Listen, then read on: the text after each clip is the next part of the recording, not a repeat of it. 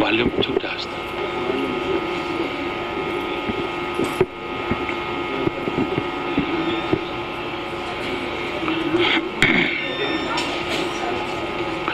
ಶ್ರೀ ಗುರುಭ್ಯೋ ನಮಃ. ಹರಿ ಓಂ.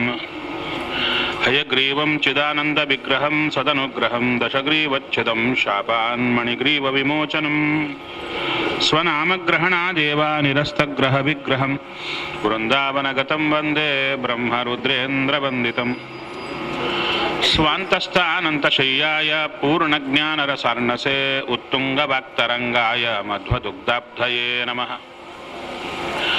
ಗುರುಮಖಿಲ ಗುಣಜ್ಞಂ ಸದ್ಗುಣೈಕಾಧಿವಾಸಂ ಶಮದಮ ಪರಿನಿಷ್ಠಂ ಸತ್ವನಿಷ್ಠಂ ವರಿಷ್ಠಂ ಸಕಲ ಸುಜನಶಿಷ್ಟಂ ನಿತ್ಯ ನಿರ್ಧೂತ ಕಷ್ಟಂ ಹಯಮುಖ ಪದನಿಷ್ಠಂ ಮಾಂ ಭಜಂತು ಪ್ರಪನ್ನಾಃ. ಪೂಜ್ಯಾಯ ರಾಘವೇಂದ್ರಾಯ ಸತ್ಯಧರ್ಮರತಾಯ ಚ ಭಜತಾಂ ಕಲ್ಪವೃಕ್ಷಾಯ ನಮತಾಂ ಕಾಮಧೇನವೇ. ನೀಲಾಕರಾರ್ಚಿತಾನಂತ ಲೀಲಾ ಗೋಪಾಲಪಾಲಿತಾನ್ ವಿದ್ಯಾಪಯೋನಿಧೀನ್ ವಂದೇ ಬ್ರಹ್ಮವಿದ್ಯಾ ಗುರುನ್ಮಮ. ಬ್ರಹ್ಮಚರ್ಯ ಹರಿಪ್ರೀತಿ ಸುವಿದ್ಯಾ ವಾದಶಾಲಿನಃ ಇಷ್ಟದಾನ್ ಕಷ್ಟಹರ್ತॄನ್ನಃ ವಿದ್ಯಾಮಾನ್ಯಾನ್ ಮುನೀನ್ ನುಮಃ. ವಾದಿರಾಜಪದದ್ವಂದ್ವ ವಾರಿಜಾಸಕ್ತ ಮಾನಸಾನ್ ವಿಶ್ವಪ್ರಿಯ ಗುರೂನ್ ವಂದೇ ಮಂದೋಹಂ ಧೀವಿಶುದ್ಧಯೇ. ಸತ್ಯಂ ಸತ್ಯಂ ಪುನಃ ಸತ್ಯಂ ವಿಷ್ಣುತೀರ್ಥಪ್ರಸಾದತಃ ಸರ್ವೇ ಕಾಮಾಃ ಭವಂತ್ಯೇವ ಶವಥೋ ಬಿಂಬಸನ್ನಿಧೌ. ಚಿಂತಾಮಣಿಂ ಸ್ವಭಕ್ತಾನಾಂ ಕಲ್ಪವೃಕ್ಷಂ ಚ ಕಾಮದಂ ಸ್ವಾಮಿನಂ ತ್ವಾಂ ರಘುಪ್ರೇಮತೀರ್ಥಂ ವಂದೇಹ್ಯಭೀಷ್ಟದಂ. ಅಜ್ಞಾನತಿಮಿರಚ್ಛೇದಂ ಬುದ್ಧಿಸಂಪತ್ಪದಾಯಕಂ ವಿಜ್ಞಾನವಿಮಲಂ ಶಾಂತಂ ವಿಜಯಾಖ್ಯಗುರುಂ ಭಜೆ. ಶ್ರೀ ಗುರುಭ್ಯೋ ನಮಃ. ಹರಿ ಓಂ.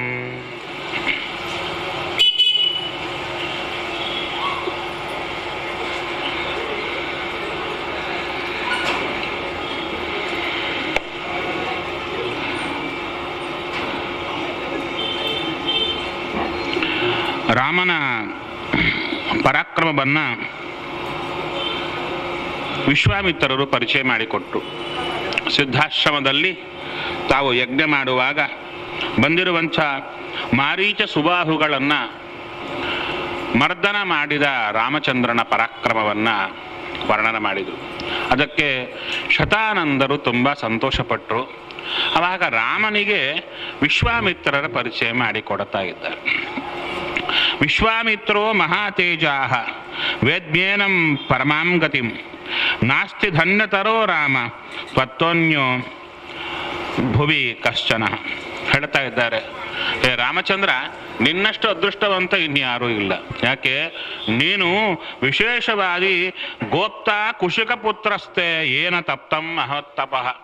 ಮಹಾ ತಪಸ್ಸನ್ನು ಮಾಡಿದಂಥ ಕುಶಿಕ ಪುತ್ರನಾಗಿರತಕ್ಕಂಥ ಯಾರೋ ವಿಶೇಷವಾಗಿ ವಿಶ್ವಾಮಿತ್ರರಿದ್ದಾರೆ, ಅವರು ನಿನ್ನ ರಕ್ಷಕರಾಗಿ ಬಂದಿದ್ದಾರಲ್ಲ, ನಿನ್ನ ಅದೃಷ್ಟ ಅಂದರು. ಸ್ವಲ್ಪ ನೋಡಿದಾಗ ಭಗವಂತನಿಗೆ ಯಾರಿಂದೇನಾಗಬೇಕಾಗಿದೆ? ಯಾರಿಂದ ಏನೂ ಇಲ್ಲ. ಲೋಕದಲ್ಲಿ ಭಗವಂತ ಮನುಷ್ಯನಂತೆ ನಾಟಕ ಆಡಲಿಕ್ಕೆ ಬಂದಾಗ ಅವರಿಗೂ ಗೊತ್ತು, ಯಾರಿಗೆ? ಶತಾನಂದರಿಗೆ ದೇವರೇ ಬಂದಿದ್ದಾರೆ ಅಂತ. ಆದರೆ ಲೋಕಕ್ಕೆ ತಕ್ಕಂತೆ ನಾಟಕವನ್ನು ಆಡುತ್ತಾ ಇದ್ದಾರೆ. ಆವಾಗ ವಿಶ್ವಾಮಿತ್ರರ ಚರಿತ್ರೆಯನ್ನು ವಿಶೇಷವಾಗಿ ಪರಿಚಯ ಮಾಡಿಕೊಡುತ್ತಾ ಬರ್ತಾ ಇದ್ದಾರೆ. ಇಲ್ಲಿ ಹೇಳುತ್ತಾರೆ, ಮಹಾನುಭಾವ ವಿಶೇಷವಾದಂಥ ಮಹಾರಾಜನಿದ್ದ ಕುಶ. ಆತನಿಗೆ ಕುಶನಾಭ ಅಂತ ಮಗನಾದ. ಕುಶನಾಭನಿಗೆ ಗಾಧಿ ಎಂಬ ರಾಜ. ಆ ಗಾಧಿರಾಜನಿಗೆ ಮಗನಾಗಿ ಬಂದವರೇ ವಿಶ್ವಾಮಿತ್ರ. ವಿಶ್ವಾಮಿತ್ರರೊಂದು ಕೂಡ ಬಹಳ ಸಿಟ್ಟು ಅಂತ ಇದೊಂದೇ ನೆನಪಾಗುತ್ತೆ ನಮಗೆ. ಅದಕ್ಕೆ ಹೇಳ್ತಾ ಇದ್ದಾರೆ, ಧಾರ್ಮಿಕರಾಗಿದ್ದರಂತೆ, ಮಹಾರಾಜನಾಗಿದ್ದರು. ಅಂಥ ರಾಜನಾದಂಥ ಇವರು ಒಂದು ಸಲ ಎಲ್ಲ ಕಡೆ ತಿರುಗಾಡುತ್ತಾ ಬರುವಾಗ ವಸಿಷ್ಠರ ಆಶ್ರಮಕ್ಕೆ ಬರ್ತಾರೆ. ಚತುರಂಗ ಬಲ ಸೈನ್ಯ ಸಮೇತ ಬರ್ತಾರೆ. ಚತುರಂಗ ಬಲ ಸೈನ್ಯ ಸಮೇತವಾಗಿ ಬಂದಾಗ ವಸಿಷ್ಠರು ವಿಶ್ವಾಮಿತ್ರರಿಗೆ, ಅಂದರೆ ರಾಜನಿಗೆ ಅರ್ಘ್ಯ, ವಿಶೇಷವಾಗಿರತಕ್ಕಂಥ ಆಚಮನ, ಪಾದ್ಯ ಎಲ್ಲವನ್ನ ಕೊಡುತ್ತಾರೆ. ಆವಾಗ ನಾನು ಬರ್ತೇನೆ ಅಂತ ಹೇಳಿದಾಗ, ಇಲ್ಲ, ನಮ್ಮ ಆತಿಥ್ಯ ಸ್ವೀಕಾರ ಮಾಡಿ ಹೋಗಬೇಕು. ಆವಾಗ ವಿಶ್ವಾಮಿತ್ರ ಹೇಳುತ್ತಾರೆ, ಒಂದಲ್ಲ ಎರಡಲ್ಲ, ಚತುರಂಗ ಬಲ ಸೈನ್ಯವಿದೆ, ಎಷ್ಟು ಆನೆಗಳು ಕುದುರೆಗಳು ಎಲ್ಲ ಇವೆ, ಇವಕ್ಕೆಲ್ಲ ನಿಮಗೆ ಆಹಾರ ಎಲ್ಲೇ ಆಗುತ್ತೆ? ನೀವಿರೋದು ಒಬ್ಬರೋ ಇಬ್ಬರೋ ಇಲ್ಲಿ ಆಶ್ರಮದಲ್ಲಿ ಇದ್ದೀರಿ. ಅಷ್ಟೇ ಅಲ್ಲ, ಕಂದ ಮೂಲ ಫಲಗಳನ್ನು ಉಣತಾ ಇದ್ದೀರಿ, ನಿಮಗೆಲ್ಲ ಆಗುತ್ತೆ ಅಂದಾಗ ಅವಾಗ ಹೇಳುತ್ತಾರೆ, ಹೇ ರಾಜ, ನಿನಗೆ ಬ್ರಾಹ್ಮಣರ ಶಕ್ತಿ ಪರಿಚಯ ಇಲ್ಲ, ಬ್ರಹ್ಮ ದಂಡದ ಶಕ್ತಿ ಪರಿಚಯ ಇಲ್ಲ, ಅದಕ್ಕೆ ಹೀಗೆ ಮಾತಾಡ್ತಾ ಇದೆಯಾ, ಇರು ಇಲ್ಲೇ ಅಂದರು. ಯದ್ಯಪಿ ವಸಿಷ್ಠರಿಗೆ ಗೊತ್ತಿತ್ತು, ಒಂದು ವೇಳೆ ನಾನು ಇಲ್ಲಿ ಉಳಿಯಲಿಕ್ಕೆ ಬಿಟ್ಟರೆ ನನ್ನ ಧೇನುವನ್ನೇ ಕರ್ಕೊಂಡು ಹೋಗ್ತಾರೆ, ಎಲ್ಲವೂ ಗೊತ್ತಿತ್ತು. ಯಾಕೆ ಅಂದರೆ ಇವರು ಮುಂದೆ ಬ್ರಹ್ಮರ್ಷಿಗಳಾಗಬೇಕು ವಿಶ್ವಾಮಿತ್ರರು, ಅದು ವಸಿಷ್ಠರ ಗುರಿ. ಒಂದು ಅಪರೂಪದ ರತ್ನ ಜಗತ್ತಿಗೆ ಸಿಗಬೇಕು ಅಂತ ಈರಿ ಅಂದರು. ಇದ್ದಾಗ ಅವರು ತಮ್ಮ ಧೇನುವನ್ನು ಕರೀತಾ ಇದ್ದಾರೆ. ಧೇನುವನ್ನು ಕರೆದು ಹೇಳುತ್ತಾ ಇದ್ದಾರೆ, ಒಳ್ಳೆ ಆಕಳು. ಅಲ್ಲಿ ಬ್ರಹ್ಮದೇವರು ಜಗತ್ತನ್ನು ಸೃಷ್ಟಿ ಮಾಡುವಾಗ 7 ಆಕಳನ್ನು ಸೃಷ್ಟಿ ಮಾಡಿದರು. 7 ಆಕಳನ್ನು ಸೃಷ್ಟಿ ಮಾಡಿ ಸಪ್ತರ್ಷಿಗಳಿಗೆ ಕೊಟ್ಟರು. ಅದು ಎಲ್ಲವೂ ಕೊಡತಕ್ಕ ಆಕಳು. ಆಕಳಿಗೆ ಹೇಳುತ್ತಾ ಇದ್ದಾರೆ, ನೋಡಮ್ಮ, ಇವರು ರಾಜ ಬಂದಿದ್ದಾನೆ, ಚತುರಂಗ ಬಲ ಸಮೇತನಾಗಿ ಬಂದಿದ್ದಾನೆ, ಅವನಿಗೆ ಬೇಕಾಗಿದ್ದೆಲ್ಲ ಕೊಡಬೇಕು ಅಂತ ಹೇಳಿದಾಗ ಚತುರಂಗ ಬಲಕ್ಕೆ ಬೇಕಾದಂಥ ಅನ್ನ ಭಕ್ಷ್ಯ ಎಲ್ಲ ಪರ್ವತದಷ್ಟು ಬೀಳುತ್ತಾ ಇದೆ, ಆಕೆ ಮುಖದಿಂದ ಬರ್ತಾ ಇದೆ. ಅಷ್ಟೇ ಅಲ್ಲ, ಅವರಿಗೆ ಸೇವೆ ಮಾಡಲಿಕ್ಕೆ ಸೇವಕರೂ ಆಕೆ ಮುಖದಿಂದ ಹುಟ್ಟಿ ಬರ್ತಾ ಇದ್ದಾರೆ. ಅದನ್ನು ನೋಡಿದ್ರು ವಿಶ್ವಾಮಿತ್ರ. ಚತುರಂಗ ಬಲ ಸೈನ್ಯಕ್ಕೆ ಎಂದೂ ಸಿಗದ ಆತಿಥ್ಯ, ಜೀವನದಲ್ಲಿ ಎಂದೂ ಅಷ್ಟು ಭೋಜನ ಮಾಡಲಿಲ್ಲ. ಅಂಥ ಉತ್ತಮ ಭೋಜನ ಮಾಡಿ ಸಂತೋಷಪಟ್ಟು ರಾಜ ಕೇಳುತ್ತಾ ಇದ್ದಾನೆ, ನೋಡಿ, ನಿಮ್ಮ ಹತ್ರ ರತ್ನವಿದೆ, ನಾನು ರಾಜ, ರಾಜನ ಕರ್ತವ್ಯ ರತ್ನ ಹೊತ್ತುಕೊಂಡು ಹೋಗೋದು, ಆದ್ದರಿಂದ ನಿಮ್ಮ ಆಕಳನ್ನು ನನಗೆ ಕೊಡಿ. ಆವಾಗ ನಿರಾಕರಣೆ ಮಾಡುತ್ತಾರೆ ವಸಿಷ್ಠರು. ಅಲ್ಲಯ್ಯ, ನಮ್ಮ ಎಲ್ಲವೂ ಬದುಕೆಲ್ಲ ಇದರ ಮೇಲೆ ಆಧಾರ ಪಟ್ಟಿದೆ, ಇದನ್ನು ನಾನು ಕೊಡಲ್ಲ. ಆವಾಗ ವಿಶೇಷವಾಗಿ ತಾವು ಆಕಳನ್ನು ಕರ್ಕೊಂಡು ಹೋಗಲಿಕ್ಕೆ ನೋಡಿದಾಗ ಆಕಳು ನೋಡುತ್ತಾ ಇದೆ. ಯಾರಿಗೆ? ವಸಿಷ್ಠರ ಕಡೆ. ಏನಂತೀರ, ಹೋಗಬೇಕೋ ಬೇಡವೋ? ವಸಿಷ್ಠರು ಹೇಳುತ್ತಾ ಇದ್ದಾರೆ, ಹೋಗಬೇಡ. ಅಲ್ಲ, ಆಕಳಿಗೆ ಇಷ್ಟ ಉಂಟು, ಇವರೇ ಸೆಳ್ಕೊಂಡು ಹೋಗ್ತಾ ಇದ್ದಾರೆ. ಆವಾಗ ಆಕಳ ಮುಖದಿಂದ ವಿಶೇಷವಾಗಿ ಸೈನ್ಯ ಹುಟ್ಟಿ ಬರುತ್ತಾ ಇದೆ. ಆ ಸೈನ್ಯ ವಿಶ್ವಾಮಿತ್ರರ ಸೈನ್ಯವನ್ನೆಲ್ಲ ಕೊಂದು ಬಿಡೋದಲ್ಲದೆ ಅವರ 100 ಜನ ಮಕ್ಕಳು ಸತ್ತು ಹೋದರು ವಿಶ್ವಾಮಿತ್ರರು. ಆವಾಗ ವಿಶ್ವಾಮಿತ್ರರಿಗೆ ಅರ್ಥ ಆಯಿತು, ಓಹೋ, ತಪಶಕ್ತಿ ಅಂದರೆ ಹೀಗಿರುತ್ತೆ ಅಂತ ನೋಡಿಕೊಂಡು ತಪಸ್ಸನ್ನು ಮಾಡಿ ರುದ್ರದೇವರ ಹತ್ರ ಶಸ್ತ್ರಾಸ್ತ್ರಗಳನ್ನೆಲ್ಲ ಪಡ್ಕೊಳ್ತಾರೆ. ಪಡ್ಕೊಂಡು ಬಂದ ಮೇಲೆ ವಸಿಷ್ಠರ ಮೇಲೆ ಪ್ರಯೋಗ ಮಾಡಲಿಕ್ಕೆ ಬರ್ತಾರೆ. ಏನೇನು ಅಸ್ತ್ರಗಳನ್ನು ಪ್ರಯೋಗ ಮಾಡುತ್ತಾರೆ. ವಸಿಷ್ಠರದನ್ನ ಒಂದೇ ಬ್ರಹ್ಮದಂಡದಿಂದ ತಾವು ಕೈ ಕೆಳಗಿಟ್ಟುಕೊಂಡು ತಪಸ್ಸನ್ನು ಮಾಡುತ್ತಾ ಇದ್ದಾರೆ. ಆ ಕೋಲನ್ನಿಟ್ಟರು, ಎಲ್ಲವೂ ನಿರ್ವೀರ್ಯ ಆಯಿತು. ಆವಾಗ ನೋಡುತ್ತಾರೆ, ಓಹೋ, ನಾನೂ ಬ್ರಾಹ್ಮಣನಾದರೆ ಚೆನ್ನಾಗಿರುತ್ತೆ. ಬ್ರಹ್ಮ ತೇಜೋ ಬಲಂ ಬಲಂ ಧಿಕ್ಷತ್ರಿಯ ಬಲಂ, ಕ್ಷತ್ರಿಯ ಬಲ ಧಿಕ್ಕಾರ ಅಂದು ಹೊರಟು ಹೋಗ್ತಾ ತಪಸ್ಸಿಗೆ. ಒಂದು ಸಲ ತಪಸ್ಸು ಮಾಡ್ಲಿಕ್ಕೆ ಹೋದ್ರು. ಆವಾಗ ವಿಶೇಷವಾಗಿರತಕ್ಕಂಥ ಅಪ್ಸರಶಾಸ್ತ್ರೀಯರು ಬರ್ತಾ ಇದ್ದಾರೆ. ಅವರು ವಿಶೇಷವಾಗಿ ಇವರ ತಪಸ್ಸನ್ನ ವಿಘ್ನ ಮಾಡುತ್ತಾ ಇದ್ದಾರೆ.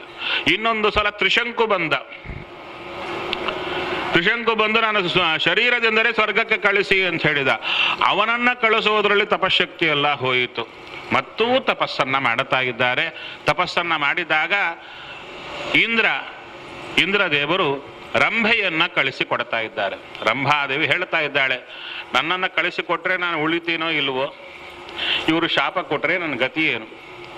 ಅವಾಗ ರಂಭೆ ಬಂದು ನಾಟ್ಯವನ್ನು ಆಡುವಾಗ ವಿಶ್ವಾಮಿತ್ರರು ಕಣ್ಣು ತೆರೆದು ಹೇಳುತ್ತಾರೆ, ಇನ್ನೊಮ್ಮೆ ನೀನು ಯಾವ ತಪಸ್ವಿಗೂ ತೊಂದರೆ ಕೊಡಲಿಕ್ಕೆ ಬರಬೇಡ ಅಂತ ಹೇಳಿ ನೀನು 1000 ವರ್ಷಗಳ ಕಾಲ ಶಿಲೆಯಂತೆ ಬಿದ್ದಿರು ಅಂತ ಶಾಪ ಕೊಡುತ್ತಾರೆ. ನಂತರ ಘೋರವಾದ ತಪಸ್ಸನ್ನು ಮಾಡುತ್ತಾರೆ. ಆ ತಪಸ್ಸನ್ನು ಮಾಡಿದಾಗ ವಿಶೇಷವಾಗಿ ಅವರಿಗೆ ಬ್ರಹ್ಮ ಋಷಿಗಳು ಅಂತ ಅವರನ್ನು ಸ್ವೀಕಾರ ಮಾಡುತ್ತಾರೆ. ಇದರಲ್ಲಿ ತುಂಬಾ ವಿಶೇಷಗಳಿವೆ. ಕೊನೆಗೆ ವಸಿಷ್ಠರ ಮೇಲೆ ವಿಶ್ವಾಮಿತ್ರರಿಗೆ ಎಷ್ಟು ಸಿಟ್ಟು ಬರುತ್ತೆ ಅಂದರೆ, ವಸಿಷ್ಠರ ಮಕ್ಕಳನ್ನೆಲ್ಲ ನಾಶ ಮಾಡ್ತಾರೆ, ವಸಿಷ್ಠರ ಮಕ್ಕಳನ್ನೆಲ್ಲ ಧ್ವಂಸ ಮಾಡುತ್ತಾರೆ. ಕೊನೆಗೆ ವಸಿಷ್ಠರನ್ನೇ ಕೊಲ್ಲಬೇಕು ಅಂತ ನೋಡುತ್ತಾರೆ. ಕೆಳಗೆ ಅರುಂಧತಿ ವಸಿಷ್ಠರು ಕೂತಿರ್ತಾರೆ. ಇವರು ಗಿಡ ಏರಿ ಮೇಲಿಂದ ಕಲ್ಲು ಹಾಕಬೇಕು. ಅವಾಗ ಮಾತಾಡಿಕೊಳ್ಳುತ್ತಾ ಇರ್ತಾರೆ ಅದು ಅರುಂಧತಿ ವಸಿಷ್ಠರು. ಅರುಂಧತಿ ಹೇಳುತ್ತಾಳೆ, ಅಲ್ಲ, ನಮ್ಮ 100 ಜನ ಮಕ್ಕಳು ಹೋದರು, ಎಲ್ಲರೂ ಮಕ್ಕಳು ಹೋದರು, ಮತ್ತೆ ನಮಗೆ ಯಾರಿದ್ದಾರೆ ಅಂತ ಹೇಳಿದಾಗ ವಸಿಷ್ಠರು ಹೇಳುತ್ತಾರೆ, ನಮ್ಮ ಇನ್ನೊಂದು ಮಗ ಇದ್ದಾನಲ್ವಾ, ಯಾರು? ವಿಶ್ವಾಮಿತ್ರ ಅಂತಾರೆ. ಅದು ಕೇಳಿ ಅವ್ರಿಗೆ ಆಶ್ಚರ್ಯ ಆಗುತ್ತೆ. ಇದೇನು ಹೀಗೆ ಅಂತ ಕಲ್ಲು ಬಿಸಾಡಿ ಕಾಲಿಗೆ ಬಿದ್ದಾಗ, ಅಯ್ಯ, ನಿನ್ನ ಬ್ರಹ್ಮರ್ಷಿಯನ್ನ ಮಾಡಲಿಕ್ಕೆ ನನ್ನ ಮಕ್ಕಳನ್ನೆಲ್ಲ ಬಲಿ ಕೊಟ್ಟೆ, ನೀ ಯುದ್ಧವನ್ನ ಮಾಡಿದೆ ನನ್ನ ಜೊತೆಗೆ, ನನ್ನ ಮಕ್ಕಳನ್ನೆಲ್ಲ ಕೊಂದಿ, ಆದರೂ ಅಡ್ಡಿ ಇಲ್ಲ. ನೀನೀಗ ಏನು ಕ್ರೋಧವನ್ನು ತ್ಯಾಗ ಮಾಡಿ ಬಂದಿದ್ದೀಯಲ್ಲ, ಈ ಕ್ರೋಧ ತ್ಯಾಗ ಮಾಡಿದ್ದಕ್ಕೆ ನಿನಗೆ ಬ್ರಹ್ಮರ್ಷಿ ಅಂತ ನಾನೇ ಕರೀತಾ ಇದ್ದೇನೆ ಅಂತ ಬ್ರಹ್ಮರ್ಷಿ ಪದ ಲಾಭ ಆಯಿತು. ಈ ರೀತಿಯಾಗಿ ವಿಶ್ವಾಮಿತ್ರರನ್ನ ವಿಶೇಷವಾಗಿ ಅವರು ಬ್ರಹ್ಮರ್ಷಿಗಳು ಅಂತ ಕರೀತಾರೆ.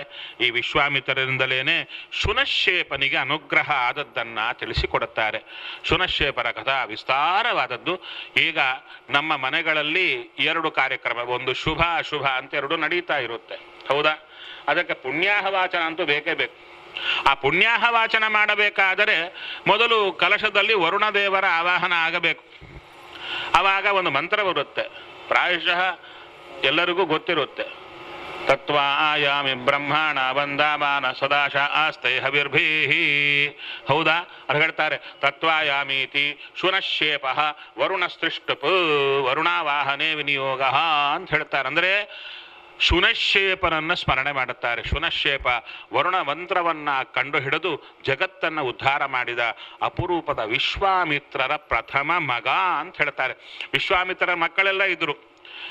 ಇವರು ಬಂದರು, ನನ್ನಪ್ಪ ಮಾರಿಬಿಟ್ಟಿದ್ದಾರೆ ಯಜ್ಞಕ್ಕಾಗಿ, ನನ್ನ ಉದ್ಧಾರ ಮಾಡಿ ಅಂತ ಹೇಳಿದಾಗ ಅವಾಗ ಹೇಳ್ತಾರೆ, ನೀನು ನನ್ನ ಮಗನಾಗು ಅಂತ. ಆದರೆ ಮಿಕ್ಕ ಮಕ್ಕಳೆಲ್ಲ ಒಪ್ಪಲಿಲ್ಲ. ನಮ್ಮನ್ನು ಬಿಟ್ಟು ಇವ ನಮ್ಮ ಮೊದಲನೇ ಮಗ ಅಂತ ಹೇಗೆ ಸ್ವೀಕಾರ ಮಾಡ್ತೀರಿ ಅಂತ ಅರ್ಧ ಜನ ಒಪ್ಪಿಲ್ಲ. ಅವರಿಗೆ ಶಾಪ ಕೊಟ್ಟರು, ನೀವು ಮ್ಲೇಚ್ಛರಾಗಿ ಎಂದರು. ಇವಾಗ ಯಾರು ಮ್ಲೇಚ್ಛರಿದ್ದಾರೆ ಅವರೆಲ್ಲ ವಿಶ್ವಾಮಿತ್ರರ ಮಕ್ಕಳ ಸಂತತಿಯವರೇ. ಅದಕ್ಕೆ ನೋಡಿ, ನೀವು ಮಕ್ಕಾ ಅಂತ ಅಲ್ಲಿ ಹೋದಾಗ, ಅಲ್ಲಿ ನಾವು ಹೋಗಲ್ಲ, ಟಿವಿಯಲ್ಲಿ ತೋರಿಸ್ತಾರಲ್ವ, ಅಲ್ಲಿ ಅವರೆಲ್ಲರೂ ಕೂಡ ಬಿಳಿ ವಸ್ತ್ರ ಉಟ್ಟಿರ್ತಾರೆ. ವಸ್ತ್ರ ನಾವು ಏನು ಹೀಗೆ ಬ್ರಹ್ಮವಸ್ತ್ರ ಹಾಕ್ತೇವಲ್ಲ, ಬ್ರಹ್ಮವಸ್ತ್ರ ಹಾಕಿರ್ತಾರೆ. ಪ್ರದಕ್ಷಿಣೆ ಮಾಡುವುದು ಎಲ್ಲವೂ ನಮ್ಮಂತೇನೆ, ಆದರೆ ರಿವರ್ಸ್. ಪ್ರತಿಯೊಂದು ರಿವರ್ಸ್ ಇರುತ್ತೆ. ಬ್ರಾಹ್ಮಣರೇ ಶಾಪದಿಂದಾಗಿ ಹಾಗೆ ಆದರು ಅಂತ ಹೇಳಿ ವಿಶೇಷವಾಗಿ ವಿಶ್ವಾಮಿತ್ರರ ಚರಿತ್ರೆಯನ್ನ ಹೇಳಿದ ಮೇಲೆ ರಾಮ ಲಕ್ಷ್ಮಣರನ್ನ ವಿಶೇಷವಾಗಿ ಸತ್ಕಾರ ಮಾಡಿ ಜನಕ ಹೇಳುತ್ತಾ ಇದ್ದಾನೆ, ಅಯ್ಯ, ನಾನು ನನ್ನ ಮಗಳನ್ನು ಯಾರಿಗೆ ಕೊಡಬೇಕು ಅಂತ ನೋಡಿದಾಗ ನಾನು ವೀರ್ಯ ಶುಲ್ಕ ಅಂದರೆ ವಿಶೇಷವಾಗಿ ಧನುಸ್ಸನ್ನು ಎತ್ತಿಯೇ ಇವಳನ್ನು ಪಡೆಯಬೇಕು ಅಂತ ನಿಯಮವನ್ನು ಇಟ್ಟಿದ್ದೇನೆ. ಹೌದಾ, ಏನ ಇದು ಅಂತ ಹೇಳ್ತಾ ಇದ್ದಾರೆ. ಭೂತಲಾದುತ್ಥಿತ ಸಾತು ವ್ಯವರ್ಧತ ಮಮಾತ್ಮಜ ವೀರ್ಯ ಶುಲ್ಕ ಇತಿ ಮೇ ಕನ್ಯಾ ಸ್ಥಾಪಿತ ಇಯಂ ಅಯೋನಿಜ. ಸೀತಾ ನನ್ನ ಮಗಳು ಅಂದರೆ ನನ್ನ ಹೊಟ್ಟೆಯಿಂದ ಹುಟ್ಟಿದವಳಲ್ಲ, ಭೂಮಿಯಿಂದ ಬಂದವಳು. ಸೀತಾ ಅಂದರೆ ಸೀರ ಜಾತ, ನೇಗಿಲಿನಿಂದ ಊಳುವಾಗ ಹೊರಗೆ ಬಂದವಳು. ಆದ್ದರಿಂದ ಆಕೆಗೆ ಸೀತಾ ಅಂತ ಹೆಸರು. ಆದ್ದರಿಂದ ಇವಳನ್ನು ನಾನು ರಾಮನಿಗೆ ಕೊಡಬೇಕು ಅಂತಿದ್ದೇನೆ. ಆದರೆ ನಿನ್ನೆವರೆಗೇನೆ ಎಲ್ಲರೂ ಬಂದಿದ್ರು ಅಂತ ಹೇಳಿದ್ರು. ಹೇಳ್ತಾರೆ, ಯಾರ್ಯಾರು ಬಂದಿದ್ರು? ತುಂಬಾ ಜನ ಬಂದ್ರು, ರಾವಣಾದಿಗಳೆಲ್ಲ ಬಂದಿದ್ರು. ಬಂದು ನನಗೆ ಇವಳನ್ನ ಕೊಡಿ ಅಂತ ಹೇಳಿದಾಗ ನಾನು ಹೇಳಿದೆ, ಇವರು ವೀರ್ಯ ಶುಲ್ಕ ಅಂದರೆ ಪರಾಕ್ರಮವನ್ನ ತೋರಿ ನೀವು ಹೋಗಬೇಕು ಅಂತ. ಏನು ಪರಾಕ್ರಮ ತೋರಬೇಕು ಅಂತ ಎಲ್ಲರೂ ಕೇಳಿದರು. ಅವಾಗ ನಾನು ಹೇಳ್ತಾ ಇದ್ದಾರೆ, ತೇಷಾಂ ಜಿಜ್ಞಾಸಮಾನಾನಾಂ ಶೈವಂ ಧನುರುಪಾಹೃತಂ. ರುದ್ರದೇವರ ಕುರಿತು ತಪಸ್ಸನ್ನ ಮಾಡಿದ್ದೆ ನಾನು. ರುದ್ರದೇವರು ನನಗೊಂದು ಧನಸ್ಸನ್ನ ಕೊಟ್ಟರು, ಪಿನಾಕ ಧನಸ್ಸನ್ನ ಕೊಟ್ಟರು. ಈ ಧನಸ್ಸನ್ನ ಯಾರು ಎತ್ತುತ್ತಾರೋ, ಎತ್ತಿ ಅದನ್ನ ಹೆದೆ ಏರಿಸ್ತಾರೋ, ಒಂದು ಹಗ್ಗವನ್ನ ಕಟ್ತಾರೋ ಅವರಿಗೆ ನಿನ್ನ ಮಗಳನ್ನ ಕೊಡು. ಆದರೆ ಇವರು ಕೇಳಿದ್ರು, ಯಾರು ಎತ್ತಬಲ್ಲರು ಅಂದರೆ ಈ ಧನುಸ್ಸನ್ನ ನಾನು ಬಿಟ್ಟರೆ ಯಾರು ಎತ್ತಲಿಕ್ಕಾಗಲ್ಲ, ನನಗಿಂತ ದೊಡ್ಡವರು ಮಾತ್ರ ಎತ್ತಲಿಕ್ಕಾಗುತ್ತೆ. ನಾನು ಬರಬೇಕು, ನನಗಿಂತ ದೊಡ್ಡವರು ಬರಬೇಕು. ಸದ್ಯಕ್ಕೆ ನಿನ್ನ ಮಗಳ ತಂಟೆಗೆ ನಾನು ಬರಲ್ಲ, ನನಗಿಂತ ದೊಡ್ಡವರು ಯಾರೂ ಬರಲ್ಲ, ಯಾರು ಬ್ರಹ್ಮದೇವರು ಬರಲ್ಲ, ಚಿಕ್ಕವರು ಬಂದರೆ ಯಾರಿಗೂ ಆಗಲ್ಲ ಅಂದ್ರು. ಅದಕ್ಕೆ ಆಚಾರ್ಯರು ನಿರ್ಣಯ ಕೊಡುತ್ತಾರೆ, ಇಲ್ಲಿ ಸೀತಾದೇವಿಯ ಸ್ವಯಂವರಕ್ಕೆ ಅಂದರೆ ಆ ಒಂದು ಧನುಸ್ಸನ್ನ ಎತ್ತಲಿಕ್ಕೆ ದೇವತೆಗಳು ಯಾರೂ ಬರಲಿಲ್ಲ ಅಂದ್ರು. ಯಾಕೆ ಬರಲಿಲ್ಲ ಅಂದರೆ ಆಕೆ ತಾಯಿ ಅಂತ ಗೊತ್ತಾದ್ದರಿಂದ, ರಾಮನ ಸೊತ್ತು ಅಂತ ಗೊತ್ತಾದ್ದರಿಂದ ಅವರು ಬರಲಿಲ್ಲ. ಮಿಕ್ಕವರೆಲ್ಲ ಬಂದರು. ಮಿಕ್ಕವರೆಲ್ಲ ಬಂದು ಅದನ್ನ ಧನುಸ್ಸನ್ನ ಎತ್ತಲಿಕ್ಕೆ ನೋಡಿದ್ರು. ಆದರೆ ಎಲ್ಲರೂ ಕೂಡ ಕಣ್ಣು ತಿರುಗಿ ಬಿದ್ರಯ್ಯ, ಯಾರಿಗೂ ಎತ್ತಲಿಕ್ಕಾಗಿಲ್ಲ. ರಾವಣಾದಿಗಳೆಲ್ಲರೂ ಬಂದ್ರಂತೆ. ಅದಕ್ಕೆ ಹೇಳ್ತಾ ಇದ್ದಾರೆ, ಈ ಧನುಸ್ಸನ್ನ ಎತ್ತಲಿಕ್ಕಾಗುತ್ತಾ? ಅವಾಗ ವಿಶ್ವಾಮಿತ್ರರು ಹೇಳ್ತಾರೆ, ಧನುರ್ದರ್ಶಯ ರಾಮಾಯ. ಆಯ್ತಪ್ಪ, ನೋಡೋಣ, ನಮ್ಮ ಹುಡುಗನಿಗೆ ರಾಮಚಂದ್ರನಿಗೆ ನಿಮ್ಮ ಧನುಸ್ಸನ್ನ ತೋರಿಸಿ. ಅಲ್ಲ, ಧನುಸ್ಸನ್ನ ತೋರಿಸಿ ಅಂದರೆ ಎಲ್ಲೋ ಇದು ಧನುಸ್ಸು, ಆ ಧನುಸ್ಸನ್ನ ತರಬೇಕು. ಅಲ್ಲಿ ಒಂದು ಪ್ರಶ್ನೆ ಬರುತ್ತೆ, ರುದ್ರದೇವರೇ ಎತ್ತಲಿಕ್ಕಾಗದಿದ್ದರೆ ಆ ಧನುಸ್ಸನ್ನ ಯಾರು ಎತ್ತಿಕೊಂಡು ಬರಬೇಕು ಇಲ್ಲಿಗೆ? ಅದು ಹೇಗೆ ಸಾಧ್ಯ ಅಂದರೆ ರುದ್ರದೇವರೇ ವರ ಕೊಟ್ಟಿದ್ರಂತೆ. ಏನು ಅಂತ, ನನ್ನ ಒಂದು ವರದಿಂದ ಕೆಲವರು ನಿನ್ನ ಸೇವಕರು ತರುವಂತೆ ಆಗಲಿ. ಎಷ್ಟು ಜನ ಅಂದರೆ ನೃಣಾಂ ಶತಾನಿ ಪಂಚಾಶತ್. ಅಂದ್ರೆ ಪಂಚಾಶತ್ ಅಂದ್ರೆ 50 ಇಂಟು 100, 5,000 ಜನ. ಅಲ್ಲ, 5,000 ಅಂತ ಒಮ್ಮೆಲೆ ಹೇಳ್ಬೋದಲ್ಲ, ಪಂಚಸಹಸ್ರ ಅಂತ. ಆದರೆ ಶತಾನಿ ಪಂಚದಶ ಅಂತ ಯಾಕೆ ಹೇಳಿದ್ರು ಅಂದರೆ ಹೇಳ್ತಾ ಇದ್ದಾರೆ, ಹಾಗಲ್ಲ, ವಿಶೇಷ ಪಂಚಾಶತ್ ಅಂತ ಯಾಕೆ ಹೇಳಿದ್ರು ಅಂದರೆ 100 ಸೆಟ್ಟು, 100 ಜನ ಒಂದೊಂದು ಕಡೆ ದೊಡ್ಡ ಪೆಟ್ಟಿಗೆ ಅದನ್ನ ಸೆಳೆಕೊಂಡು ಹೇಳ್ತಾರೆ ಕಥಂಚನ ಅಂದ್ರೆ ತುಂಬಾ ಕಷ್ಟಪಟ್ಟು ಬಂದ್ರಂತೆ. ಯಾರ್ಯಾರು? ವ್ಯಾಯತಾನಾಂ ಮಹಾತ್ಮನಾಂ. ಒಳ್ಳೆ ಆಳುಗಳಿದ್ದಾರೆ, ಅವರು ತರಲಿಕ್ಕೆ ಕಷ್ಟಪಟ್ಟು ತಂದು ಇಟ್ರಂತೆ. ಅದನ್ನು ನೋಡಿದ್ರಂತೆ, ಈ ಧನುಸ್ಸನ್ನ ಇಷ್ಟು ಜನ ಸೆಳೆಕೊಂಡು ಬರಲಿಕ್ಕೆ ಆಗಿಲ್ಲ, ಎತ್ತಲಿಕ್ಕಾಗುತ್ತಾ? ಅದು ಈ ಚಿಕ್ಕ ಹುಡುಗನಿಗಾಗಿ ತರಿಸಿದ್ದೀರಲ್ಲ, ಯಾರಾದ್ರೂ ತುಂಬಾ ಕಷ್ಟಪಟ್ಟು ವ್ಯರ್ಥ ಆದರೆ ಹೊಟ್ಟೆ ಉರಿಯುತ್ತಲ್ಲ, ಅದಕ್ಕೆ ಹೇಳ್ತಾ ಇದ್ದಾರೆ, ಈ ಹುಡುಗನಿಗಾಗಿ ತರಿಸಿದಿರಲ್ಲ. ಅವಾಗೆ ವತ್ಸ ರಾಮ ತನು ಪಶ್ಯ ಇತಿ ರಾಘವಮಬ್ರವೀತ್. ರಾಮಚಂದ್ರ ಅಲ್ಲೇ ಇದ್ದಾನೆ, ಕೇಳಿಲ್ಲ, ಏನ್ರಿ ನಾ ಮುಟ್ಲಾ, ಏನಾದ್ರು ಮಾಡ್ಲಾ? ಏನಿಲ್ಲ, ಕಾಮ ಕೂತಿದ್ದಾನೆ, ಏನು ಮಾತಾಡ್ತಾ ಇಲ್ಲ. ಅಂಥ ಕಾಲಕ್ಕೆ ರಾಮಚಂದ್ರನ ಕುರಿತು ವಿಶ್ವಾಮಿತ್ರ ಹೇಳ್ತಾರೆ, ಹೇ ರಾಮ, ಒಂದ್ಸಲ ಹೋಗಿ ಆ ಧನುಸ್ಸನ್ನು ನೋಡು.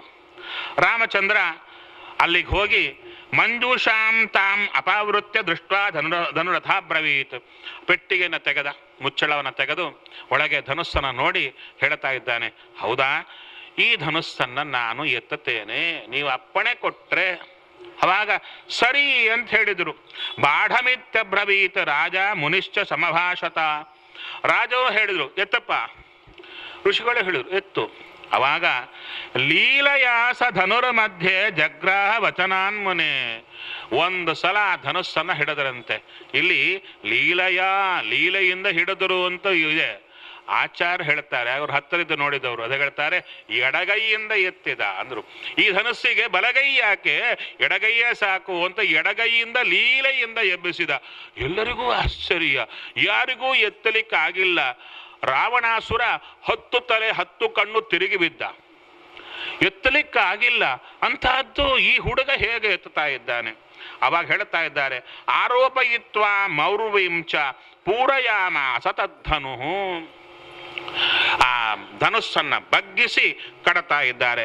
ತದ್ ಬಭಂಗ ಧನುರ ಮಧ್ಯೆ ನರಶ್ರೇಷ್ಠೋ ಮಹಾಯಶಾಹ ತಸ್ಯ ಶಬ್ದೋ ಮಹಾನಾಸೀತ್ ನಿರ್ಘಾತ ಸಮನಿಸ್ವನಃ. ಸಿಡಿಲು ಬಿದ್ದಂತೆ ಒಳ್ಳೆ ಶಬ್ದ ಬರ್ತಾ ಇದೆ, ಧನುಸ್ಸು ಮಧ್ಯಕ್ಕೆ ಮುರಿದು ಹೋಗ್ತಾ ಇದೆ. ಆಚಾರ್ಯ ವರ್ಣನೆ ಮಾಡ್ತಾರೆ, ಆನೆ ಸೊಂಡಿಲಿಗೆ ಒಳ್ಳೆ ಕಬ್ಬಿನ ಕೋಲು ಸಿಕ್ಕರೆ ಹೇಗೆ ಫಟ ಅಂತ ಮುರಿದು ಹೋಗುತ್ತೋ ಸುಲಭವಾಗಿ, ಹಾಗೆ ರಾಮನ ಕೈಯಲ್ಲಿ ಆ ಧನುಸ್ಸು ಮುರಿದು ಹೋಯಿತು. ವಿಶ್ವಾಮಿತ್ರರು ದಶರಥರು ಬಿಟ್ಟರೆ ಮಿಕ್ಕವರೆಲ್ಲ ಶಬ್ದಕ್ಕೆ ತಡೆಯಲಾರದೆ ನೆಲಕ್ಕೆ ಬಿದ್ದರಂತೆ. ಅಂಥ ಶಬ್ದ ಬಂತು. ಅವಾಗ ಹೇಳ್ತಾ ಇದ್ದಾರೆ, ಭಗವಾನ್ ದುಷ್ಟವೀರ್ಯೋ ಮೇ ರಾಮೋ ದಶರಥಾತ್ಮಜ ಅತ್ಯದ್ಭುತಂ ಅಚಿಂತ್ಯಂ ಚ ಅತರ್ಕಮಿದಂ ಮಯ.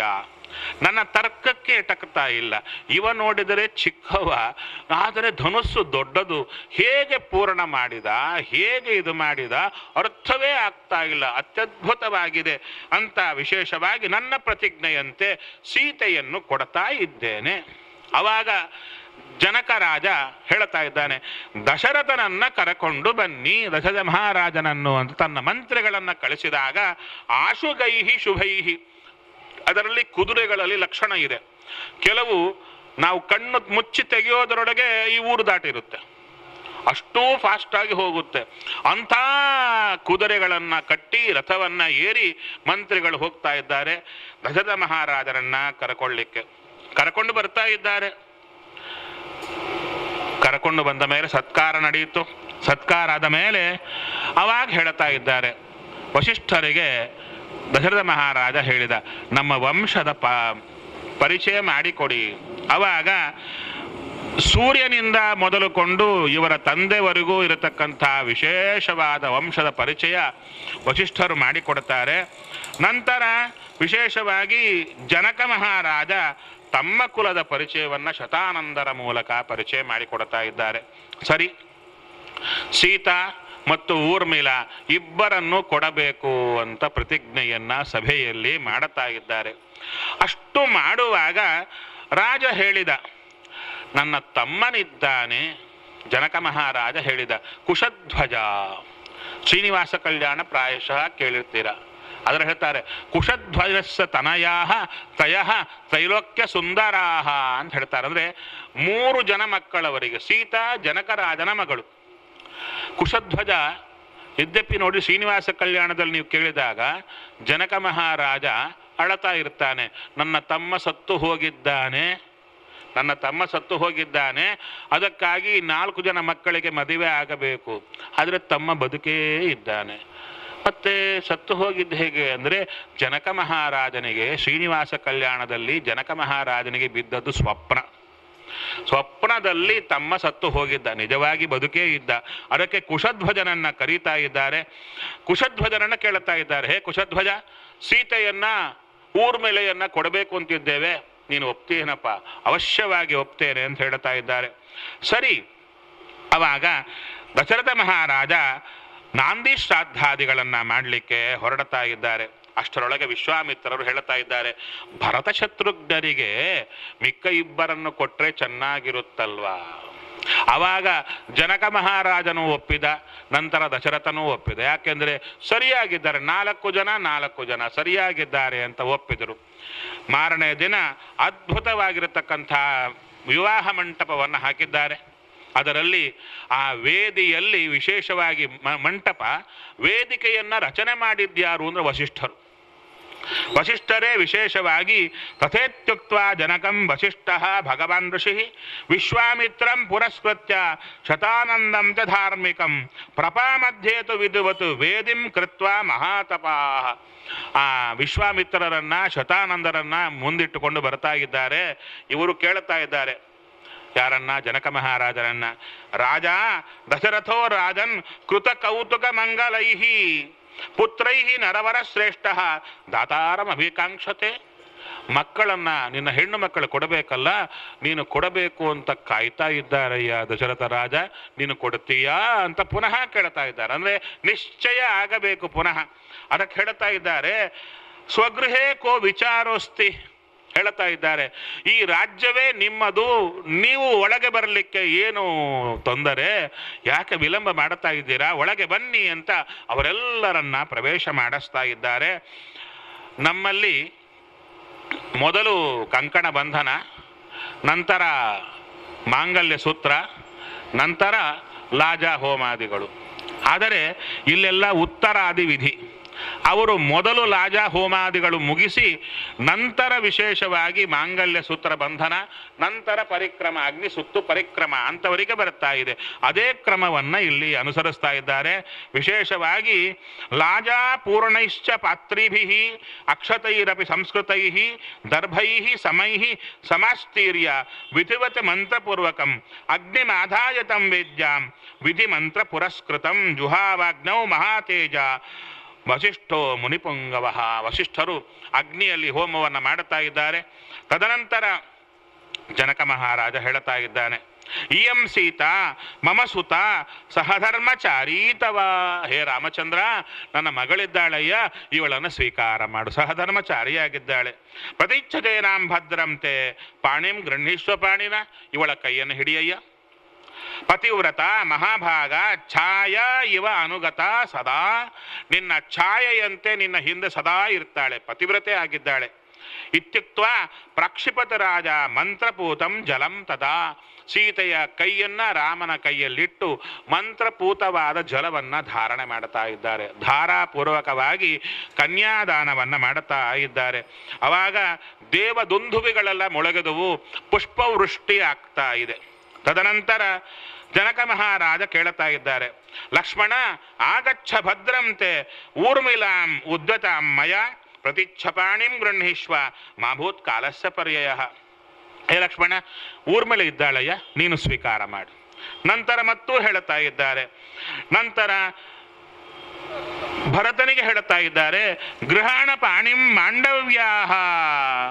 ವಿಶೇಷವಾಗಿ ಮಾಂಡವಿಯನ್ನ ಸ್ವೀಕಾರ ಮಾಡು ಅಂದ್ರು. ನಮಗೆ ರಾಮ ಲಕ್ಷ್ಮಣರದ್ದು ಪರಿಚಯ ಇರುತ್ತೆ, ಅವರ ಹೆಂಡತಿಯರ ಪರಿಚಯ ಇರುತ್ತೆ, ಸೀತಾ ಊರ್ಮಿಳ ಅಂತಷ್ಟು ಪರಿಚಯ ಇರುತ್ತೆ.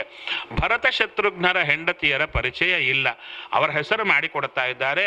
ಒಬ್ಬರು ಮಾಂಡವಿ, ಇನ್ನೊಬ್ಬಳು ಶ್ರುತಕೀರ್ತೆ. ಅದಕ್ಕೆ ಶತ್ರುಘ್ನಂ ಚಾಪಿ ಧರ್ಮಾತ್ಮ ಅಬ್ರವೀನ್ ಮಿಥಿಲೇಶ್ವರ ಶ್ರುತಕೀರ್ತೆ ಮಹಾಬಾಹೋ ಪ್ರಾಣಿಂ ಗೃಹೀಶ್ವ ಪಾಣಿನ. ನಿನ್ನ ಕೈಯನ್ನು ಸ್ವೀಕಾರ ಮಾಡಯ್ಯ ಅಂದಾಗ 4 ಜನ 4 ಹೆಣ್ಣು ಮಕ್ಕಳ ಕೈ ಹಿಡಿತಾ ಇದ್ದಾರೆ. ಎಲ್ಲರೂ ಕೂಡ ಪ್ರದಕ್ಷಿಣೆ ಮಾಡಿದ್ದಾರೆ. ಅಗ್ನಿಂ ಪ್ರದಕ್ಷಿಣಂ ಕೃತ್ವ ವೇದಿಂ ರಾಜಾನಮೇವಚ. ಅಗ್ನಿಯನ್ನು ಪ್ರದಕ್ಷಿಣೆ ಮಾಡಿದರು, ವೇದಿಕೆಯನ್ನು ಪ್ರದಕ್ಷಿಣೆ ಮಾಡಿದರು, ರಾಜನಿಗೆ ಪ್ರದಕ್ಷಿಣೆ ಮಾಡಿದರು. ಋಷೀಂಶ್ಚಾಪಿ ಮಹಾತ್ಮಾನಃ ಸಹಭಾರ್ಯಾಃ ರಘುದ್ವಹಾಃ. ಋಷಿಗಳಿಗೂ ನಮಸ್ಕಾರ ಮಾಡಿದರಂತೆ. ನಮಸ್ಕಾರ ಮಾಡಿ ತದನಂತರ ತಮ್ಮ ಭಾರ್ಯೆಯಿಂದ ಕೂಡಿಕೊಂಡು ಮುಂದೆ ಹೊರಟು ಹೋಗ್ತಾ ಇದ್ದಾರಂತೆ. ಅವಾಗ ವಿಶೇಷವಾಗಿ ವಿಶ್ವಾಮಿತ್ರರು ಹೇಳುತ್ತಾ ಇದ್ದಾರೆ ನನ್ನ ಕಾರ್ಯ ಮುಗೀತು. ರಾಮನಿಗೆ ಮದುವೆ ಮಾಡಿಸಬೇಕಾಗಿತ್ತು, ಆ ಕಾರ್ಯಕ್ಕಾಗಿ ಬಂದೆ ನಾನು. ಆದ್ದರಿಂದ ಅವಾಗ ದಶರಥ ಮಹಾರಾಜನಿಗೆ ಅರ್ಥ ಆಯಿತು ವಿಶ್ವಾಮಿತ್ರರು ಯಾಕೆ ಬಂದಿದ್ರು ನನ್ನ ಹತ್ರ ಅಂತ ಹೇಳಿದರೆ, ರಾಮನ ಪರಾಕ್ರಮ ಜಗತ್ತಿಗೆ ತೋರಿ ಒಳ್ಳೆ ಹುಡುಗಿಯರನ್ನ ತನ್ನ ಹತ್ತಿರ ಕಳ್ಕೊಂಡು ಬರಲಿಕ್ಕೆ ಬಂದಿದ್ರು ಅಂತ ಅರ್ಥ ಆಯಿತು. ಅದಕ್ಕೆ ಅವರಿಗೆ ಕಳಿಸಿಕೊಡ್ತಾ ಇದ್ದಾರೆ. ನಂತರ ಜನಕ ಮಹಾರಾಜ ಏನು ಕೊಟ್ಟ ಅಂತ ಹೇಳ್ತಾ ಇದ್ದಾರೆ. ಯಾರಿಗೆ? ತನ್ನ ಹೆಣ್ಣು ಮಕ್ಕಳಿಗೆ ಹೇಳುತ್ತಾರೆ. ಉಪ್ಪು ಮೊದಲುಕೊಂಡು ಕೊನೆಗೆ ಒಲೆ ಕಟ್ಟಿಗೆವರೆಗೂ ಕೊಟ್ಟ ಅಂದು. ಅಡಿಗೆ ಮಾಡಲಿಕ್ಕೆ ಪ್ರತಿಯೊಂದು ಪದಾರ್ಥ ಅಷ್ಟೇ ಅಲ್ಲ, ಧನಧಾನ್ಯಗಳು ಎಲ್ಲವನ್ನೂ ಕೊಡ್ತಾ ಇದ್ದಾನೆ, ರತ್ನಗಳನ್ನು ಕೊಡ್ತಾ ಇದ್ದಾನೆ, ವಿಶೇಷವಾಗಿ ಕಳಿಸಿಕೊಡ್ತಾ ಇದ್ದಾನೆ. ಇಷ್ಟೆಲ್ಲ ತಗೊಂಡು ಬರುವಾಗ ಮಾರ್ಗ ಮಧ್ಯದಲ್ಲಿ ಚೆನ್ನಾಗಿ ಬರ್ತಾ ಇದ್ದಾರೆ. ಬರುವಾಗ ದುರ್ಲಕ್ಷಣಗಳು ಬರ್ತಾ ಇವೆ.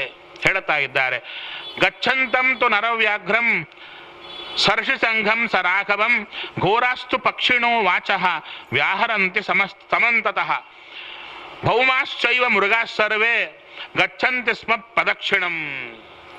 ಅಲ್ಲಿ ಪಕ್ಷಿಗಳೆಲ್ಲ ಭೀಕರವಾಗಿ ಏನೋ ಒದರ್ತಾ ಇವೆ. ಅಷ್ಟೇ ಅಲ್ಲದೆ ಈ ಮೃಗಗಳೆಲ್ಲ ಇವರು ಸುತ್ತು ಪ್ರದಕ್ಷಿಣೆ ಮಾಡಿ ಹೋಗ್ತಾ ಇವೆ. ಅದು ನಮಗರ್ಥ ಆಗಲ್ಲ. ಅದಕ್ಕೆ ವಸಿಷ್ಠರನ್ನ ಕೇಳ್ತಾ ಇದ್ದಾರೆ, ಇದು ಏನು ಲಕ್ಷಣ ಅಂತ ಕೇಳಿದಾಗ ಅವಾಗ ಹೇಳ್ತಾರೆ, ಉಪಸ್ಥಿತಂ ಭಯಂ ಘೋರಂ ದಿವ್ಯಂ ಪಕ್ಷಿ ಮುಖಾಚ್ಯುತಂ. ಪಕ್ಷಿಗಳು ಹೇಳ್ತಾ ಇವೆ, ಭೀಕರವಾದ ಘೋರವಾದ ಭಯ ಕಾದಿದೆ ಅಂತ ಹೇಳ್ತಾ ಇವೆ. ಸರಿ, ಈ ಒಂದು ಮೃಗಗಳೆಲ್ಲ ಪ್ರದಕ್ಷಿಣೆ ಮಾಡುತ್ತಾ ಇವೆ ಅಲ್ಲ, ಇದು ಏನು ಅಂದ್ರೆ ಹೇಳ್ತಾ ಇದ್ದಾರೆ, ಮೃಗಾಹ ಪ್ರಶಮಯಂತೇತೆ ಸಂತಾಪಃ ತಜ್ಜತಾಮ ಭಯಂ ಅಯ್ಯಂ. ಹೇಳ್ತಾ ಇದ್ದಾರೆ, ನಿನ್ನ ಭಯ ಬಂದಿದೆಯಲ್ಲ, ಭಯ ಬರ್ತಾ ಇದೆ ಅಂತ ಪಕ್ಷಿಗಳು ಹೇಳ್ತಾ ಇವೆ, ಮೃಗಗಳು ಭಯ ಬೇಡ ಅಂತ ಹೇಳ್ತಾ ಇವೆ. ಯಾಕೆ? ರಾಮ ಪಕ್ಕದಲ್ಲಿದ್ದಾನಾದ್ದರಿಂದ ನಿನಗೆ ಭಯ ಬೇಡ ಅಂದು. ಸರಿ, ಇಷ್ಟು ಹೇಳೋದ್ರೊಳಗೆ ಭೀಕರವಾಗಿರತಕ್ಕಂಥ ಮೇಘಗಳೆಲ್ಲ ಬರ್ತಾ ಇವೆ, ಧೂಳಿ ಏಳುತ್ತಾ ಇದೆ. ಮಧ್ಯದಲ್ಲಿ ಬೆಟ್ಟದಂತ ವ್ಯಕ್ತಿ ಬರ್ತಾ ಇದ್ದಾರೆ. ಭೀಮ ಸಂಕಾಶಂ ಅಂತ ಹೇಳ್ತಾ ಇದ್ದಾರೆ. ಜಟಾಮಂಡಲ ಧಾರಿಣಂ, ಜಟೆಯನ್ನು ಧಾರಣೆ ಮಾಡಿರ್ತಕ್ಕಂಥ ಪರಶುರಾಮ ದೇವರು ಬರ್ತಾ ಇದ್ದಾರೆ.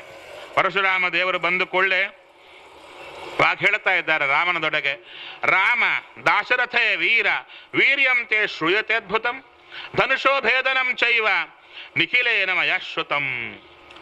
ಅಯ್ಯ, ಹೇ ರಾಮ, ನೀ ಚಿಕ್ಕವ, ಆ ಧನುಸ್ಸನ್ನ ಮುರಿದಿ ಅಂತಲ್ಲೋ, ಬಹಳ ಸಂತೋಷ ಆಯಿತು ನನಗೆ. ಅಷ್ಟೇ ಅಲ್ಲ, ಅತ್ಯದ್ಭುತಂ ಅಚಿಂತ್ಯಂಚ, ಆ ಪಿನಾಕ ಧನುಸ್ಸನ್ನ ಹೆದೆ ಏರಿಸಿದ್ದೇ, ಅದನ್ನು ಕದಲಿಸಿದ್ದೇ ದೊಡ್ಡದು.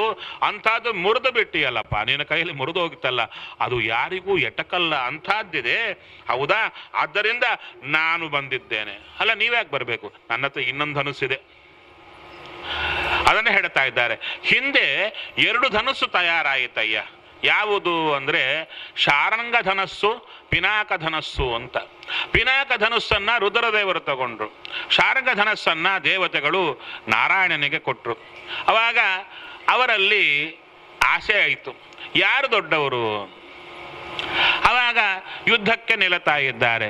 ಯುದ್ಧಕ್ಕೆ ನಿಂತಾಗ ನಾರಾಯಣ ಒಂದು ಹೂಂಕಾರವನ್ನ ಮಾಡುತ್ತಾ ಇದ್ದಾನೆ. ಅದಕ್ಕೆ ಆಚಾರ್ಯರು ತಾತ್ಪರ್ಯ ಹೇಳ್ತಾ ಇದ್ದಾರೆ, ರುದ್ರದೇವರೊಳಗಿರುವ ರಾಮ ಸುಮ್ಮನಾದ. ರುದ್ರದೇವರೊಳಗೆ ಭಗವಂತ ಇರ್ತಾನಲ್ವೋ, ಅವನಿಂದಾಗಿ ರುದ್ರದೇವರು ಕದಲಾಟ, ರುದ್ರದೇವರ ಶ್ವಾಸ, ರುದ್ರದೇವರು ಕಣ್ಣು ರೆಪ್ಪೆ ಹಾಕೋದೆ ಒಳಗಿರುವ ರಾಮಚಂದ್ರನಿಂದ. ಆ ಒಳಗಿರುವ ರಾಮಚಂದ್ರ ಸುಮ್ಮನಾದ. ಸುಮ್ಮನಾದ ಕೂಡಲೇ ಏನು ಗಿಡದಂತೆ ನಿಂದು ಬಿಟ್ರಂತೆ ರುದ್ರದೇವರು. ಕಣ್ಣು ರೆಪ್ಪೆ ಹಾಕಲಿಕ್ಕ ಆಗಿಲ್ಲವರಿಗೆ ಅಂದ್ರು. ಯಾಕೆ? ರಾಮಚಂದ್ರ ಹೂಂಕಾರ ಮಾಡಿದ ಕೂಡಲೇ ಯುದ್ಧ ಅಲ್ಲ, ಕಣ್ಣು ರೆಪ್ಪೆ ಹಾಕ್ಲಿಕ್ಕಾಗಿಲ್ಲ. ಅಂಥ ಕಾಲಕ್ಕೆ ಎಲ್ಲರೂ ನಿಶ್ಚಯ ಮಾಡಿದರು, ಹರಿಯೇ ಸರ್ವೋತ್ತಮ ಅಂತ ನಿಶ್ಚಯ ಮಾಡಿದರಯ್ಯ. ಆದ್ದರಿಂದ ಯದಿ ಶಕ್ತೋಸಿ ಕಾಕುತ್ಸ್ಥ ದ್ವಂದ್ವಂ ದಾಸ್ಯಾಮಿ ತೇ ತತಃ. ಯುದ್ಧವನ್ನು ಮಾಡು, ನೀನು ಧನುಸ್ಸನ್ನ ಹೆದೆ ಏರಿಸು, ಆದ ಮೇಲೆ ಬಾಣವನ್ನ ಬಿಡು. ಬಾಣವನ್ನ ಬಿಡ್ಲಿಕ್ಕೆ ಸಿದ್ಧ ಆಗಿದೆಯಾ? ನಾನು ಯುದ್ಧವನ್ನ ಕೊಡ್ತೇನೆ, ಯುದ್ಧವನ್ನ ಮಾಡು. ಅವಾಗ ದಶರಥ ಮಹಾರಾಜ ಹೇಳ್ತಾ ಇದ್ದಾನೆ, ಕಾಲಿಗೆ ಬೀಳ್ತಾ ಇದ್ದಾನೆ, ಅಯ್ಯ, ಇಷ್ಟು ಜನ ನಮ್ಮ ಕ್ಷತ್ರಿಯರು ಸಂಹಾರ ಮಾಡಿದ್ದೀರಿ, ನಂತರ ಪ್ರತಿಜ್ಞೆಯನ್ನು ಮಾಡಿದ್ದೀರಿ, ಇನ್ನ ಮೇಲೆ ಕೊಲ್ಲೋದಿಲ್ಲ ಅಂತ. ಈಗ ಮತ್ತೆ ಯಾಕೆ ಬಂದಿದ್ದೀರಾ? ನನ್ನನ್ನು ಕೊಲ್ಲಲಿಕ್ಕೆ ಬಂದಿದ್ದೀರಾ? ಬೇಕಾ ನನ್ನ ಕೊಂದು ಬಿಡಿ, ರಾಮನನ್ನ ಬಿಟ್ಟು ಬಿಡಿ ಅಂತ ಹೇಳಿದಾಗ ಆವಾಗ ಅವ್ರು ಹೇಳ್ತಾ ಇದ್ದಾರೆ, ನಿನಗೆ 3 ಜನ ಮಕ್ಕಳನ್ನ ಬಿಟ್ಟು ಕೊಡ್ತಾ ಇದ್ದೇನೆ, ರಾಮನನ್ನ ನನಗೆ ಬಿಟ್ಟು ಕೊಡು. ಅವಾಗ ರಾಮಚಂದ್ರ ಹೇಳ್ತಾನೆ, ಅಪ್ಪ ಹೆದರಬೇಡ, ನಾನಿದ್ದೇನೆ ಅಂತ ಹೇಳಿ ಆ ಧನುಸ್ಸನ್ನ ಸ್ವೀಕಾರ ಮಾಡಿ ಅದನ್ನ ಹಗ್ಗ ಕಟ್ಟಿ ಸಿದ್ಧ ಮಾಡುತ್ತಾ ಇದ್ದಾನೆ. ಬಾಣ ಸೆಳೆದು ಎಲ್ಲಿ ಪ್ರಯೋಗ ಮಾಡಲಿ ಮುನೇ ಅಂತ ಕೇಳುತ್ತಾ ಇದ್ದಾರೆ. ಅವಾಗ ಹೇಳ್ತಾ ಇದ್ದಾರೆ. ವಿಶೇಷವಾದ ಈ ಧನುಸ್ಸನ್ನು ಹಿಡಿದ ಕೂಡಲೇ ಗೊತ್ತಾಗತಾ ಇದೆ ನೀನು ಶ್ರೀಹರಿ. ಇದನ್ನ ಸ್ವಾಮಿಯೇ ಹೇಳ್ತಾ ಇದ್ದಾನೆ. ಅಂದರೆ ರಾಮಚಂದ್ರ ಯಾರೋ ಅಲ್ಲ, ಭಗವಂತನೇ ಬಂದಿದ್ದಾನೆ ಅಂತ ಯಾರು ತೋರಬೇಕು? ಭಗವಂತನೇ ತೋರ್ತಾ ಇದ್ದಾನೆ. ನಂತರ ತನ್ನಿಂದ ಒಂದು ರೂಪವನ್ನ ಬೇರು ಮಾಡಿ, ಅಂದ್ರೆ ಎರಡು ರೂಪಗಳನ್ನು ತಗೊಂಡು ಒಂದು ರೂಪ ರಾಮನಲ್ಲಿ ಸೇರಿ ಹೊರಗೆ ಬಂತು. ಅವಾಗ ಹೇಳ್ತಾ ಇದ್ದಾನೆ ರಾಮಚಂದ್ರ, ಈ ಬಾಣವನ್ನ ಗುರಿ ಇಟ್ಟಿದ್ದೇನೆ, ಇದು ವ್ಯರ್ಥ ಆಗಬಾರದು, ಎಲ್ಲಿ ಬಿಡಬೇಕು ಹೇಳಿ. ಅವಾಗ ಹೇಳ್ತಾರೆ, ನನ್ನ ಹೊಟ್ಟೆಗೆ ಬಿಡಯ್ಯ ಅಂದರು. ನಿಮಗೆ ಹೊಟ್ಟೆಗೆ ಬಿಡಬೇಕಾ? ನನಗಲ್ಲ, ಒಳಗೊಬ್ಬ ಕೂತಿದ್ದಾನೆ, ಅತುಲ ಎಂಬ ಅಸುರ. ಅವನು ಬ್ರಹ್ಮದೇವರಿಂದ ವರ ಪಡೆದಿದ್ದ. ಏನು? ಲೋಕಗಳನ್ನೆಲ್ಲ ವ್ಯಾಪಿಸಬೇಕು ಅಂತ ವರ ಪಡೆದಿದ್ದ. ಅಷ್ಟೇ ಅಲ್ಲ, ಸಾವಿಲ್ಲದ ವರ ಪಡೆದಿದ್ದ. ಅದಕ್ಕೆ ಬ್ರಹ್ಮದೇವರು ಹೇಳಿದರು, ಯಾವಾಗ ಶ್ರೀಹರಿಗೆ ಅಪಜಯ ಬರುತ್ತೋ ಆವಾಗ ನಿನಗೆ ಸಾವು ಅಂದರು. ಇನ್ನು ರುದ್ರದೇವರ ಕುರಿತು ತಪಸ್ಸನ್ನು ಮಾಡಿದ್ದ. ಏನು? ದೇವರ ಹೊಟ್ಟೆಯಲ್ಲೇ ನಾನು ಕೂಡಬೇಕು. ಯಾಕೆ? ದೇವರು ಹೇಗೂ ಸಾಯಲ್ಲ, ಅವ್ರು ಸತ್ತರೆ ನಾನು ಸಾಯ್ತೇನೆ, ಅವ್ರು ಸಾಯುವ ಪ್ರಸಕ್ತಿಯೇ ಇಲ್ಲ, ಅದಕ್ಕೆ ದೇವರ ಹೊಟ್ಟೆಯಲ್ಲೇ ಇರಬೇಕು ಅಂತ ಆ ಶರೀರ ಪ್ರವೇಶ ಮಾಡಿದ್ದ. ಅದಕ್ಕೆ ಅವನು ಆರ್ಜನೆ ಮಾಡಿದ ತಪಸ್ಸಿನ ಲೋಕಗಳೆಲ್ಲ ಇದ್ದವು. ಅದಕ್ಕೆ ಹೇಳುತ್ತಾ ಇದ್ದಾರೆ, ಅವನನ್ನ ಸಂಹಾರ ಮಾಡು ರಾಮಚಂದ್ರ, ಅವನ ತಪಸ್ಸಿನ ಎಲ್ಲವನ್ನ ಲೋಕಗಳನ್ನು ಸಂಹಾರ ಮಾಡು ಅಂತ ಅವನನ್ನ ಹೊರಗೆ ಬಾ ಅಂತ ಹೇಳಿದರು. ಯಾರು? ಪರಶುರಾಮ ದೇವರು. ಅವ ಹೊರಗೆ ಬಂದ ಕೂಡಲೇ ಅವನ ಮೇಲೆ ರಾಮಚಂದ್ರ ಬಾಣವನ್ನು ಪ್ರಯೋಗ ಮಾಡಿದ ಕೂಡಲೇ ಅವನು ಸತ್ತು ಹೋಗ್ತಾ ಇದ್ದಾನೆ. ಅವನ ತಪಸ್ಸಿನ ಲೋಕಗಳೆಲ್ಲ ಹತಾಯಿತು. ಆದರೆ ಇಲ್ಲಿ ಹೇಳ್ತಾ ಇದ್ದಾರೆ, ಲೋಕಾನ್ ಅಪ್ರತಿಮಾನ್ ವಾಪಿ ಹನಿಷ್ಯಾಮಿ ಇತಿ ಮೇ ಮತಿ. ರಾಮಚಂದ್ರ ಹೇಳ್ತಾ ಇದ್ದಾನೆ, ನಿಮ್ಮ ತಪಸ್ಸನ್ನೆಲ್ಲ ನಾನು ನಾಶ ಮಾಡುತ್ತೇನೆ. ಮತ್ತೆ ಈ ರಾಮಾಯಣಕ್ಕೂ ನಮ್ಮ ಆಚಾರ್ಯ ಹೇಳಿದ್ದಕ್ಕೂ ವ್ಯತ್ಯಾಸ ಬಂತಲ್ಲ ಅಂದ್ರೆ ವ್ಯತ್ಯಾಸ ಇಲ್ಲ ಅಂದ್ರು. ಯಾಕೆ? ಇದು ಬ್ರಹ್ಮದೇವರು ಬರೆಸಿದ್ದು, ನಾವು ಕೂಡಿಸೋದರಲ್ಲೇ ಹೋಗುತ್ತೆ. ಅದಕ್ಕೆ ಹೇಳ್ತಾ ಇದ್ದಾರೆ, ಒಳಗಿರುವ ಅಸುರ ಏನಿದ್ದಾನೆ ಅವನ ತಪಸ್ಸೆಲ್ಲ ಯಾರಧೀನ? ಭಗವಂತನ ಅಧೀನ. ಆದ್ದರಿಂದ ಅದು ಯಾರು ಸೊತ್ತಾಯಿತು? ದೇವರದ್ದೇ ಆಯಿತು. ರಾಮಚಂದ್ರ ಹೇಳಿದ, ನಿಮ್ಮ ಅಧೀನವಾದ ಅವನ ತಪಸ್ಸಿನ ಲೋಕಗಳನ್ನು ನಾಶ ಮಾಡುತ್ತೇನೆ ಅಂತ ಆ ರೀತಿಯಾಗಿ ಹೇಳಿ ಅವನ ಸಂಹಾರ ಮಾಡಿದ ಮೇಲೆ ವಿಶೇಷವಾಗಿ ಪರಶುರಾಮ ದೇವರು ರಾಮಚಂದ್ರನಿಗೆ ಬೀಳ್ಕೊಟ್ಟು ತಾವು ಹೊರಟು ಹೋಗ್ತಾ ಇದ್ದಾರೆ. ಮಹೇಂದ್ರ ಪರ್ವತಕ್ಕೆ ಹೊರಟು ಹೋಗ್ತಾ ಇದ್ದಾರೆ. ನಂತರ ರಾಮಚಂದ್ರ ಎಲ್ಲರಿಂದ ಕೂಡಿಕೊಂಡು ಸಂತೋಷವಾಗಿ ರಾಜ್ಯದಲ್ಲಿ ವಾಸ ಮಾಡಿದ ಅಂತ ಹೇಳಿ ಅಲ್ಲಿಗೆ ಬಾಲಕಾಂಡ ಪೂರ್ಣ ಆಗುತ್ತೆ. ನಂತರ ಅಯೋಧ್ಯಾಕಾಂಡ ಶುರುವಾಗ್ತಾ ಇದೆ. ಅಯೋಧ್ಯಾಕಾಂಡದಲ್ಲಿ ರಾಮನ ಯುವರಾಜ ಪಟ್ಟಾಭಿಷೇಕಕ್ಕೆ ದಶರಥ ಮಹಾರಾಜ ಆಲೋಚನೆ ಮಾಡ್ತಾ ಇದ್ದಾನೆ. ರಾಮನ ಸದ್ಗುಣಗಳನ್ನ ಚಿಂತನೆ ಮಾಡ್ತಾ ಇದ್ದಾನೆ. ಎಂಥವ ರಾಮಚಂದ್ರ ಅಂತ. ರಾಮನ ವಿಶೇಷವಾದ ಗುಣಗಳ ಪಟ್ಟಿ ಹೇಳಲಿಕ್ಕೆ ಒಂದು ವಾರ ಬೇಕಾಗುತ್ತೆ. ಗುಣಗಳ ಪಟ್ಟಿ ಹೇಳಲಿಕ್ಕೆ, ಅದನ್ನು ವಿವರಣೆ ಮಾಡಲಿಕ್ಕೆ ಹೇಳ್ತಾ ಇದ್ದಾರೆ. ವಿಶೇಷ ಹೇಳ್ತಾ ಇದ್ದಾರೆ, ಸಹಿ ದೇವೈಹಿ ಉದೀರ್ಣಸ್ಯ ರಾವಣಸ್ಯ ವಧಾರ್ಥಿಭಿಃ ಕೌಸಲ್ಯ ಶುಶುವ ಅರ್ಥಿತೋ ಮಾನುಷೇ ಲೋಕೆ ಜಜ್ಞೆ ವಿಷ್ಣು ಸನಾತನಃ. ವಿಷ್ಣುವೇ ಬಂದಿದ್ದಾನೆ ರಾವಣನ್ನ ಕೊಲ್ಲಲಿಕ್ಕೆ. ಎಂಥ ಗುಣಗಳಿವೆ ಅಂತ ಹೇಳ್ತಾ ಇದ್ದಾರೆ. ಸತನಿಷ್ಠಂ ಪ್ರಶಾಂತಾತ್ಮ ಮೃದುಪೂರ್ವಂ ಚ ಭಾಷತೆ. ರಾಮನ ಲಕ್ಷಣ ಏನಯ್ಯ ಅಂದ್ರೆ ಮೃದುವಾಗಿ ಮಾತಾಡುತ್ತಾನಂತೆ. ಮಾತಿನಲ್ಲಿ ಮೃದುತನ ಮೊದಲು ಕೂತಿರುತ್ತೆ ಅಂದ್ರು. ನಂತರ ಹೇಳ್ತಾ ಇದ್ದಾರೆ, ಉಚ್ಚ ಮಾನೋಪಿ ಪುರುಷಂ ನೊಕ್ತಾರಂ ಪ್ರತಿಪದ್ಧತೆ. ಯಾರಾದರೂ ಮಾತಾಡಲಿಕ್ಕೆ ಬಂದರೆ ಅವರನ್ನು ಖಂಡಿಸಿ ಮಾತಾಡೋದಿಲ್ಲ, ಮಾತಾಡ್ಲಿಕ್ಕೆ ಬಿಡ್ತಾನೆ. ಮಾತಾಡು, ಎಲ್ಲವನ್ನ ಕೇಳುತ್ತಾನೆ. ನಮಗೆ ಪೇಷನ್ಸ್ ಇರಲ್ಲ, ಅವರು ಹೇಳೋದ್ರೊಳಗೆ ನಾವು ಹೇಳಿ ಮುಗಿಸಿ ಮತ್ತು ಅವರು ನಾವು ಇಷ್ಟೆಲ್ಲ ಮಾಡ್ತಾ ಇರ್ತೀವಿ. ಅವರು ಹಾಗಲ್ಲ, ರಾಮಚಂದ್ರ ಹಾಗಲ್ಲ, ಇನ್ನೊಬ್ಬರು ಹೇಳಿದ್ದನ್ನ ಚೆನ್ನಾಗಿ ಕೇಳುತ್ತಾನಂತೆ. ನಂತರ ಹೇಳ್ತಾ ಇದ್ದಾರೆ, ಕದಾಚಿತ್ ಉಪಕಾರೇಣ ಕೃತೇನ ಏಕೇನ ತುಷ್ಯತಿ. ಯಾರಾದರೂ ಒಂದು ಉಪಕಾರ ಮಾಡಿದರೂ ಸಂತೋಷ ಪಡ್ತಾನಂತೆ. ಆದರೆ ಕದಾಚಿತ್ ನ ಸ್ಮರತಿ ಅಪಕಾರಾಣಂ ಶತಮಪಿ ಆತ್ಮವತ್ತಯ. ಬೇರೆಯವರು 100 ಅಪಕಾರ ಮಾಡಿದರೂ ಕೂಡ ಒಂದನ್ನು ಸ್ಮರಿಸುವುದಿಲ್ಲ. ನಮ್ಮಲ್ಲಿರುತ್ತೆ, ಯಾರಾದರೂ ಏನೋ ತೊಂದರೆ ಕೊಟ್ಟಿರ್ತಾರೆ, ಹೌದಾ? ಕೊಟ್ಟಿದ ಮೇಲೆ ನಾವು ಅವ್ರನ್ನ ಏನು ಅಂತ ಹೇಳಲಿಕ್ಕೆ ಹೋಗಿರ್ತೀವಿ, ಅವರು ಸಾರಿ ಹೇಳಿರ್ತಾರೆ, ಏನು ಅಂದುಕೋಬೇಡಿ ಅಂತ ಹೇಳಿರ್ತಾರೆ. ನಾವು ಅಲ್ಲಿಗೆ ಮುಗಿದಿರುತ್ತೆ. ಮತ್ತ ಯಾವಾಗೂ ಸಿಗುತ್ತಾರೆ, ಸಿಕ್ಕಾಗ ಹೇಳ್ತೀವಿ ಏನು ಅಂದುಕೋಬೇಡಿ ನಾವು ಅಂತೀವಿ ಅಂತ, ನೀವು ಹೀಗೆ ಮಾಡಿದ್ರಲ್ಲ ಅವಾಗ ಮತ್ತೂ ಅಂತೀವಿ. ಅವರಂತ ಅಯ್ಯ ಅವಾಗ ಸಾರಿ ಹೇಳಿದ್ನಲ್ಲ, ಹೇಳಿದ್ರೇನಂತೆ ಮತ್ತೂ ಇನ್ನೊಂದು ಸಲ.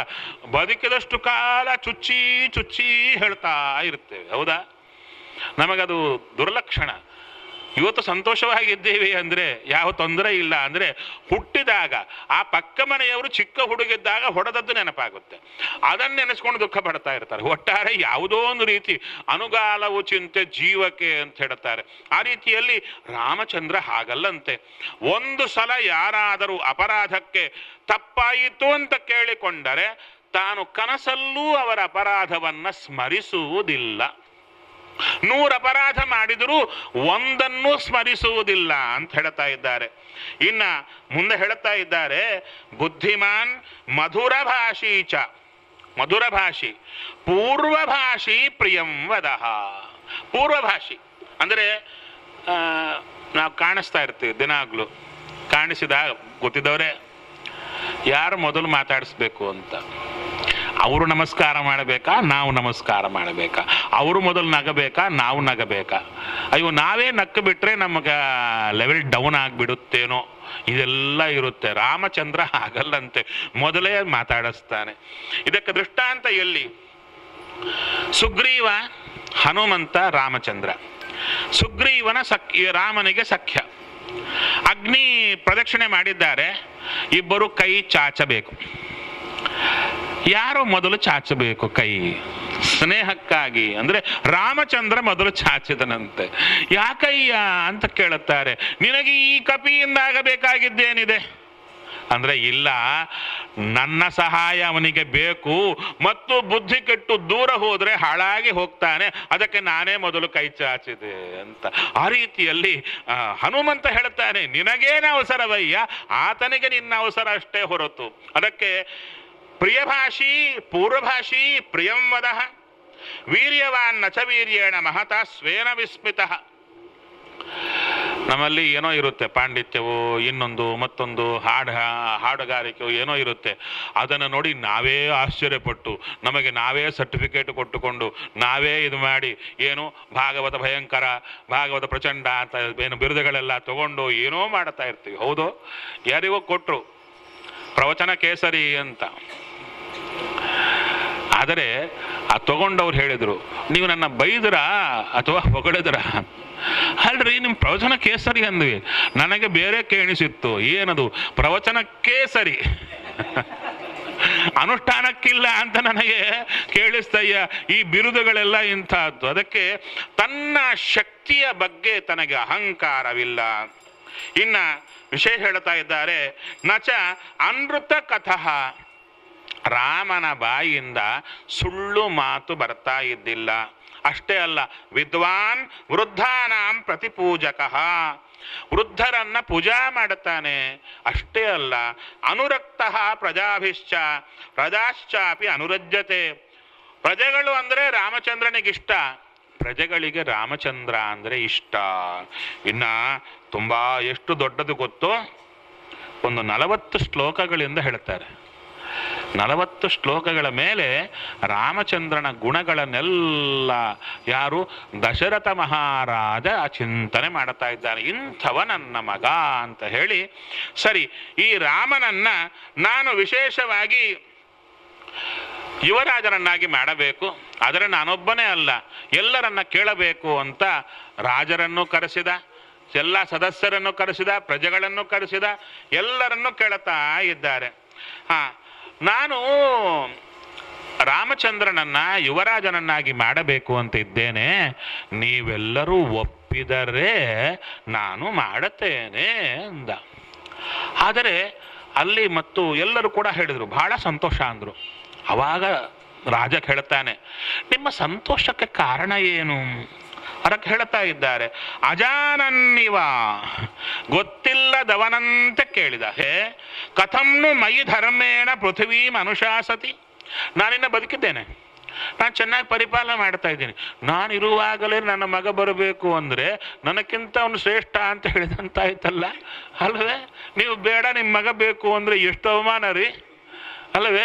ಅದನ್ನು ಕೇಳ್ತಾನೆ, ನಾನಿರುವಾಗಲೇ ನನ್ನ ಮಗ ಬೇಕು ಅಂತ ಹೇಳ್ತಾ ಇದ್ದೀರಲ್ಲ, ಏನು ಕಾರಣ ಅಂದಾಗ ಅವರೆಲ್ಲ ದೊಡ್ಡ ಪಟ್ಟಿ ಕೊಡ್ತಾ ಬರ್ತಾ ಇದ್ದಾರೆ.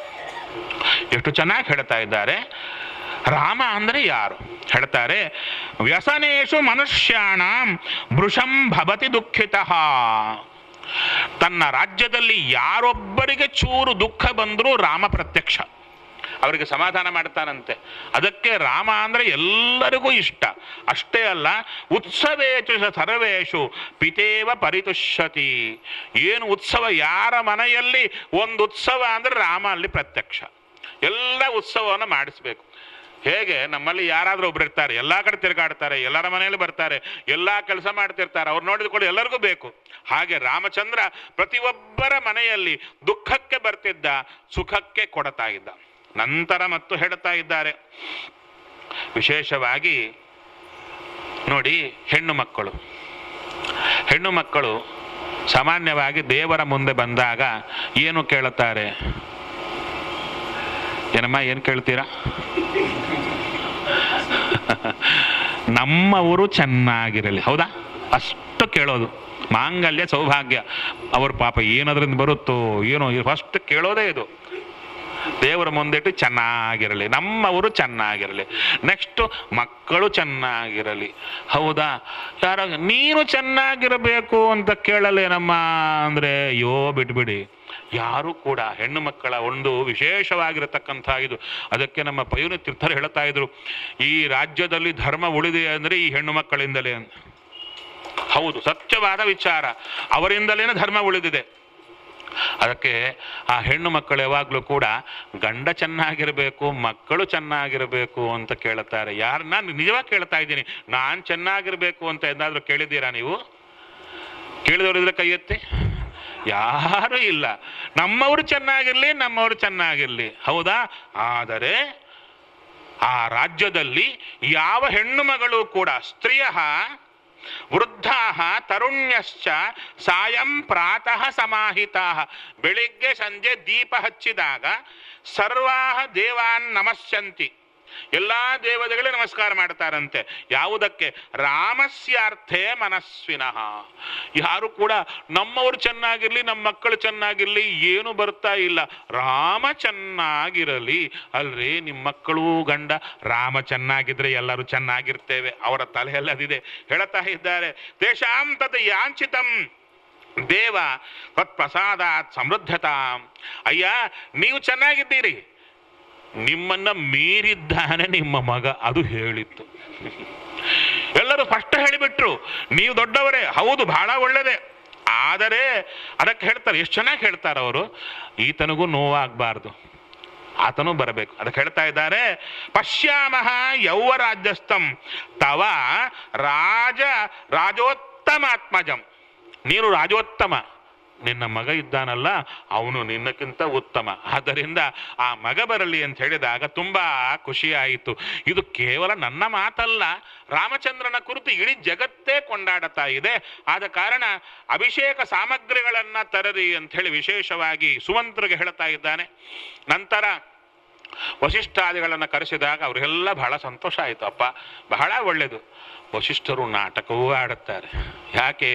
ರಾಮಚಂದ್ರ ಹೊರಡುತ್ತಾನೆ ಕಾಡಿಗೆ ಅಂತ ಗೊತ್ತು. ಮುಹೂರ್ತ ಇಟ್ಟದ್ದೇ ಕಾಡಿಗಾಗಿ, ಮುಹೂರ್ತ ಇಟ್ಟದ್ದೇ ಕಾಡಿಗೆ ಹೋಗ್ಲಿಕ್ಕೆ. ಆದರೆ ಎಲ್ಲರಿಗೆ ಗೊತ್ತಾಗುವಂತೆ ಎಲ್ಲ ಪದಾರ್ಥಗಳು ತರಲಿಕ್ಕೆ ಎಲ್ಲ ಗಡಿಬಿಡಿ ಮಾಡುತ್ತಾ ಇದ್ದಾರೆ. ಅವಾಗೇ ರಾಮಚಂದ್ರನನ್ನ ಕರಕೊಂಡು ಬರಲಿಕ್ಕೆ ಹೇಳ್ತಾ ಇದ್ದಾರೆ. ರಾಮಚಂದ್ರನನ್ನ ಕರಕೊಂಡು ಬಾ ಸುಮಂತ್ರ ಅಂತ ಹೇಳಿದಾಗ ಸಭೆಯ ಮಧ್ಯೆ ರಾಮಚಂದ್ರ ಬರ್ತಾ ಇದ್ದಾನೆ. ಅಲ್ಲಿ ಹೇಳ್ತಾ ಇದ್ದಾರೆ, ಆ ರಾಮಚಂದ್ರನನ್ನು ನೋಡುತ್ತಾ ಇದ್ರೆ ಯಾರಿಗೂ ಕೂಡ ಕಣ್ಣು ಆಚೆ ಈಚೆ ಮಾಡ್ಲಿಕ್ಕೆ ಆಗ್ತಾ ಇಲ್ಲ. ಅಷ್ಟೂ ಸುಂದರ, ಎಲ್ಲಾ ಗುಣಗಳ ಆಕಾರ, ವಿನಯವಂತ ಬರ್ತಾ ಇದ್ದಾನೆ. ಬಂದು ಸಾಷ್ಟಾಂಗ ನಮಸ್ಕಾರ ಮಾಡುತ್ತಾ ಇದ್ದಾನೆ. ನಮಸ್ಕಾರ ಮಾಡುವಾಗ ಹೇಗೆ ಮಾಡಿದ ಸ್ವಲ್ಪ ನೋಡಬೇಕು. ಹೇಳ್ತಾ ಇದ್ದಾರೆ, ಸ ಪ್ರಾಂಜಲಿ ಅಭಿಪ್ರೇತ್ಯ ಪ್ರಣತಃ ಪಿತುರಂತಿಕೆ ನಾಮ ಸ್ವಂ ಶ್ರಾವಯನ್ ರಾಮ. ನಾವು ಹೇಳಿದಾಗ ನಮಸ್ಕಾರ ಮಾಡಿದಾಗ ಬಂದೆ ಅಪ್ಪ ಇಲ್ಲ, ಬಂದು ತನ್ನ ನಾಮವನ್ನ ರಾಮ ಬಂದಿದ್ದೇನೆ ಇಂಥವ ಅಂತ ಗೋತ್ರ ಉಚ್ಚಾರ ಮಾಡಿ ತನ್ನ ನಾಮವನ್ನ ಹೇಳಿ ನಮಸ್ಕಾರ ಮಾಡುತ್ತಾ ಇದ್ದಾನೆ. ವವಂದೇ ಚರಣವು ಪಿತುಹು. ನಂತರ ಲಕ್ಷ್ಮಣನು ಹೇಳುತ್ತಾ ಇದ್ದಾನೆ, ನಮಸ್ಕಾರ ಮಾಡುತ್ತಾ ಇದ್ದಾನೆ. ರಾಮಚಂದ್ರನಿಗೆ ಒಳ್ಳೆ ಆಸನವನ್ನ ಕೊಡ್ತಾ ಇದ್ದಾನೆ. ಕೂಡಯ್ಯ ಅಂತ ಕೂಡುತ್ತಾ ಇದ್ದಾನೆ ರಾಮಚಂದ್ರ. ಹೇಳಬೇಕು, ನನ್ನ ಕರೆಸಿದ ಕಾರಣವೇನು? ಏನಿಲ್ಲಯ್ಯ, ನಿನ್ನನ್ನ ಯೌವ ರಾಜ್ಯದಲ್ಲಿ ಅಭಿಷೇಕ ಮಾಡಬೇಕು ಅಂತಿದ್ದೇನೆ ನಾನು. ಹೌದಾ, ಸರಿ, ನೀವು ಹೇಗೆ ಹೇಳಿದರೆ ಹಾಗಾಗಲಿ. ಅವಾಗ ಹೇಳುತ್ತಾನೆ ದಶರಥ ಮಹಾರಾಜ, ನೀನು ತುಂಬಾ ಒಳ್ಳೆಯವನಯ್ಯ ರಾಮಚಂದ್ರ, ನನಗೂ ಗೊತ್ತು, ಕೂತಿದ್ದವರಿಗೂ ಗೊತ್ತು. ಆದರೆ ನೀನೊಬ್ಬ ರಾಜನಾಗ್ಲಿಕ್ಕೆ ಹೋಗ್ತಾ ಇದೆಯಲ್ಲ, ನಿನಗೆ ಹಿತವನ್ನು ಹೇಳುತ್ತಾ ಇದ್ದೇನೆ ಅಂತ ಹೇಳ್ತಾ ಇದ್ದಾರೆ. ಗುಣವತ್ಯಪೀತು ಸ್ನೇಹಾತ್ ಪುತ್ರ ವಕ್ಷ್ಯಾಮಿ ತೇ ಹಿತಂ. ನೀನು ಗುಣವಂತ, ಆದರೂ ನಿನಗೆ ಹಿತವನ್ನ ಹೇಳುತ್ತೇನೆ. ಹೇಳುತ್ತಾ ಇದ್ದಾರೆ, ಪ್ರಜಾಶ್ಚೈವ ಅನುರಂಜಯ. ನೀನು ಏರುತ್ತಾ ಇರೋದು ನಿನ್ನ ಸುಖಕ್ಕೆ ಆಗಿ ಅಲ್ಲ, ಪ್ರಜೆಗಳ ಸುಖಕ್ಕಾಗಿ. ಅಮಾತ್ಯರು ಎಲ್ಲರೂ ಸಂತೋಷವಾಗಿರಬೇಕು ನಿನ್ನ ಕಾಲದಲ್ಲಿ.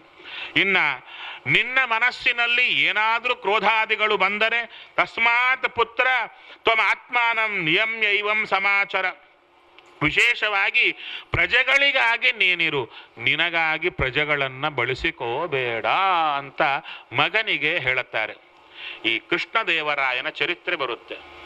ಕೃಷ್ಣದೇವರಾಯನ ಚರಿತ್ರೆಯಲ್ಲಿ ಕೃಷ್ಣದೇವರಾಯನನ್ನ ಆಸನದಲ್ಲಿ ಕೂಡಿಸಿದ್ದೇ ತಿಮ್ಮರುಸು ಮಂತ್ರಿ. ಇನ್ನೇನು ಆಸನದಲ್ಲಿ ಕೂಡಿಸಬೇಕು ಅಂಥ ಕಾಲಕ್ಕೆ, ಹೇ ಕೃಷ್ಣರಾಯ ಸ್ವಲ್ಪ ಇಲ್ಲಿ ಬಾ ಅಂತ ಕರೀತಾನೆ ತಿಮ್ಮರುಸು. ಚರಿತ್ರೆಯಲ್ಲಿ ಬರುತ್ತೆ. ಒಂದು ಕೋಣೆಯಲ್ಲಿ ಕರ್ಕೊಂಡು ಹೋಗ್ತಾನೆ. ಬರ್ತಾನೆ, ಏನೋ ಬಹಳ ಅರ್ಜೆಂಟ್ ವಿಷಯ ಇದ್ದಂಗಿದೆ, ಏನೋ ಹೇಳಲಿಕ್ಕೆ ಬಂದರೆ ಪಾಟ್ ಅಂತ ಹೊಡಿತಾನೆ. ಅರ್ಥ ಆಗಲ್ಲ ಕೃಷ್ಣದೇವರಾಯನಿಗೆ. ಅಲ್ಲ, ಪಟ್ಟಾಭಿಷೇಕ ಆಗಬೇಕು, ಈಗ ಬಡದದ್ದೇ ಯಾಕೆ ಅಂತ. ಅವಾಗ ಹೇಳುತ್ತಾರೆ, ಪೆಟ್ಟಿನ ನೋವು ಹೇಗಿರುತ್ತೋ ನಿನಗೆ ನೆನಪಿರಲಿ. ಯಾಕೆ ರಾಜನಾಗಿ ಎಲ್ಲರಿಗೂ ಪೆಟ್ಟು ಕೊಡ್ಲಿಕ್ಕೆ ಹೋಗ್ತೀಯಲ್ಲ, ಒಬ್ಬರಿಗೆ ಪೆಟ್ಟು ಕೊಟ್ಟರೆ ಎಷ್ಟು ನೋವು ಇರುತ್ತೋ ನೆನಪಿದ್ರೆ ಪೆಟ್ಟು ಕೊಡ್ಲಿಕ್ಕೆ ಮುಂಚೆ ಯೋಚನೆ ಮಾಡ್ತೀಯ ಅಂತ ಶಿಕ್ಷಾ ಮಾಡಿದ್ದು ತಿಮ್ಮರುಸು. ಅದೇ ರೀತಿಯಲ್ಲಿ ಶಿಕ್ಷೆಯನ್ನ ಮಾಡುತ್ತಾ ಇದ್ದಾರೆ. ತದನಂತರ ಮುಂದೆ ರಾಮನನ್ನ ಕಳಿಸಿಕೊಡ್ತಾ ಇದ್ದಾರೆ. ಎಲ್ಲರನ್ನ ಕಳಿಸಿಕೊಟ್ರು. ಅಪ್ಪ ಒಳಗೆ ಹೋಗ್ತಾ ಇದ್ದಾನೆ, ತನ್ನ ಪುರದಲ್ಲಿ ಅಂತಃಪುರದಲ್ಲಿ ಹೋಗ್ತಾ ಇದ್ದಾನೆ. ಮತ್ತು ಸುಮಂತ್ರನಿಗೆ ಹೇಳಿ ರಾಮನನ್ನ ಚೂರ್ಬೇಕ್ ಕರ್ಕೊಂಡ್ ಬಾ. ಮತ್ತು ಸುಮಂತ್ರ ಬರ್ತಾ ಇದ್ದಾನೆ, ರಾಮನ ಹತ್ರ ಬರ್ತಾ ಇದ್ದಾನೆ. ರಾಮ ಅಂತಾನೆ, ಈಗಲೇ ಬಿಟ್ಟು ಹೋಗಿದ್ಯಲ್ಲ, ಮತ್ತೆ ಯಾಕೆ ಬಂದೀಯ? ಇಲ್ಲ, ನಿಮ್ಮಪ್ಪ ಬೇಗ ಬಾ ಅಂದ್ರು. ಹೌದಾ ಅಂತ ಬೇಗ ರಾಮಚಂದ್ರ ಬರ್ತಾನೆ. ಬಂದಾಗ ಹೇಳ್ತಾ ಬರ್ತಾ ಇದ್ದಾನೆ, ಏನಿಲ್ಲಯ್ಯ, ನನಗೆ ದುಸ್ವಪ್ನಗಳಾಗ್ತಾ ಇವೆ ರಾಮಚಂದ್ರ, ನನಗೆ ವಿಶೇಷವಾಗಿ ದುಸ್ವಪ್ನಗಳಾಗ್ತಾ ಇವೆ. ಆದ ಕಾರಣ ತುಂಬ ನಾನು ವೃದ್ಧನಾಗಿದ್ದೇನೆ. ಅಷ್ಟೇ ಅಲ್ಲ ರಾಮ, ವೃದ್ಧೋಸ್ಮಿ, ದೀರ್ಘಾಯುರ್ಭುಕ್ತ ಭೋಗಾ ಯಥೇಪ್ಸಿತಾ. ಎಲ್ಲ ಭೋಗಗಳು ಪಟ್ಟಿದ್ದೇನೆ. ಅಷ್ಟೇ ಅಲ್ಲ, ದೀರ್ಘಾಯುಷ್ಯವಂತನಾಗಿ ಬದುಕಿದ್ದೆ, ಎಲ್ಲವನ್ನ ಮಾಡಿದ್ದೇನೆ. ಅದಕ್ಕೆ ಹೇಳ್ತಾ ಇದ್ದಾರೆ, ಇವಾಗ ನಾನು ಹೋಗಲಿಕ್ಕಿದ್ದೇನೆ. ನಾನು ಅಂದರೆ ನನಗೆ ತೋರುವಂಥ ಅಪಶಕುನಗಳು, ಶಕುನಗಳೇನು ದುಷ್ಟ ಶಕುನಗಳು ನನ್ನನ್ನ ಪ್ರಾಣತ್ಯಾಗ ಆಗುತ್ತೆ ಅಂತ ತೋರತಾ ಇವೆ. ನನಗೆ ಪ್ರಾಣತ್ಯಾಗ ಆಗ್ತಾ ಇದೆ ಅಂತ. ಆದ್ದರಿಂದ ನಾನು ಹೋಗೋದರೊಳಗೆ ನೀನು ಆಗಬೇಕು, ಆದಷ್ಟು ಬೇಗ ನಾಳೆ ಮಾಡಿ ಬಿಡುತ್ತೇನೆ ನನಗೆ ಅಭಿಷೇಕ ಅಂತ ನಿರ್ಣಯ ಮಾಡಿದರೆ ತಲೆಬಾಗಿ ನಮಸ್ಕಾರ ಮಾಡಿ ರಾಮಚಂದ್ರ ಹೊರಟು ಬರ್ತಾ ಇದ್ದಾನೆ. ಅಷ್ಟೇ ಅಲ್ಲ, ಅದಕ್ಕೆ ಹೇಳುತ್ತಾ ಇದ್ದಾರೆ, ನಾಳೆ ನಿನಗೆ ಅಭಿಷೇಕ ಮಾಡುತ್ತೇನೆ. ಆದ ಕಾರಣ ತಸ್ಮಾತ್ ತ್ವಂ ಅದ್ಯ ಪ್ರಭೃತಿ ನಿಷೇಯಂ ನಿಯತಾತ್ಮನ ಸಹವಧ್ವಾ ಉಪವಸ್ತವ್ಯ ದರ್ಭ ಪ್ರಸ್ತರಶಾಯಿನ. ಹೇ ರಾಮಚಂದ್ರ, ಇವತ್ತು ರಾತ್ರಿ ನೀನು ನಿನ್ನ ಹೆಂಡತಿ ಜೊತೆಗೆ ಉಪವಾಸ ವ್ರತವನ್ನು ಸ್ವೀಕಾರ ಮಾಡು. ನಾಳೆ ಬೆಳಗ್ಗಿನವರೆಗೂ ನೀನು ಉಪವಾಸದಲ್ಲಿರಬೇಕು. ಸನ್ಯಾಸ ತಗೋಬೇಕಾದರೂ ಉಪವಾಸ ಮಾಡಬೇಕು. ಸನ್ಯಾಸ ತಗೊಂಡ ಕಾಲಕ್ಕೆ ತಗೋಬೇಕಾದರೆ ಈ ಆತ್ಮಶ್ರಾದ್ದಾದಿಗಳನ್ನು ಮಾಡಿಕೊಂಡ ಮೇಲೆ ಒಂದು ದಿನ ಇಡೀ ಉಪವಾಸ ಇದ್ದು ನಂತರ ತಗೊಳ್ಳಬೇಕು, ಶುದ್ಧಿಗಾಗಿ ಅಂತ. ರಾಜನಾಗ ಅಭಿಷೇಕ ಮಾಡಬೇಕಾದ್ರೂ ಅಲ್ಲಿ ಶುದ್ಧಿಗಾಗಿ ಉಪವಾಸ ಬೇಕಂತೆ. ದರ್ಭೆಗಳ ಮೇಲೆ ಮಲಗಯ್ಯ, ರಾತ್ರಿ ಹಾಸಿಗೆ ಮೇಲೆ ಮಲಗಬೇಡ, ನಿನ್ನ ರಕ್ಷಣೆ ಮಾಡಲಿಕ್ಕೆ ಭಟರಿರಲಿ ಅಂತ ಹೇಳಿದಾಗ ಬಂದು ತಾಯಿ ಹತ್ರ ಬರ್ತಾ ಇದ್ದಾನೆ ರಾಮಚಂದ್ರ. ತಾಯಿ ಏನು ಮಾಡುತ್ತಾ ಇದ್ದಾಳೆ ಅಂದರು.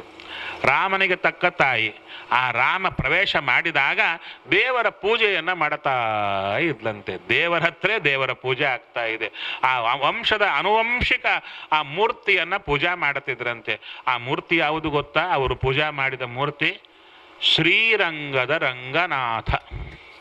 ಶ್ರೀರಂಗದಲ್ಲಿ ಏನು ರಂಗನಾಥ ಇದ್ದಾನಲ್ವಾ, ಆತನಿಗೆ 4 ಕೈ ಇಲ್ಲ, ನೋಡಿದ್ದೀರಾ? 2 ಕೈ ಇರೋದು.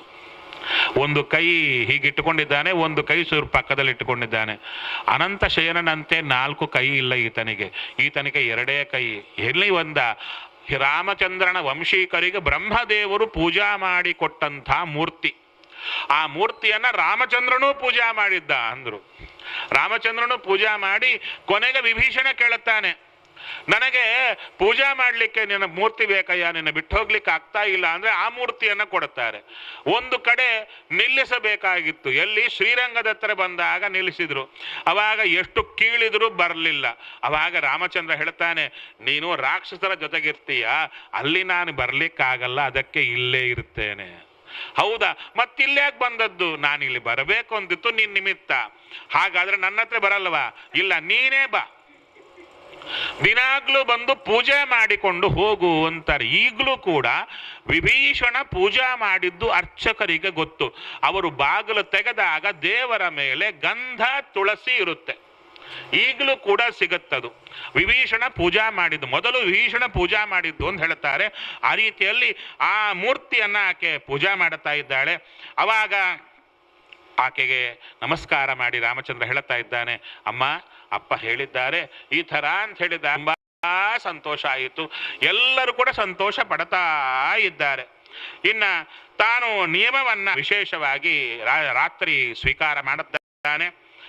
ಧ್ಯಾಯನ್ ನಾರಾಯಣಂ ದೇವಂ ಸ್ವಸ್ತೀರ್ಣಃ ಕುಶಲಂಸ್ತರೆ ವಾಗ್ಯತಃ ಸಹ ವೈದೇಹ್ಯ ಭೂತ್ವ ನಿಯತಮಾನಸಃ.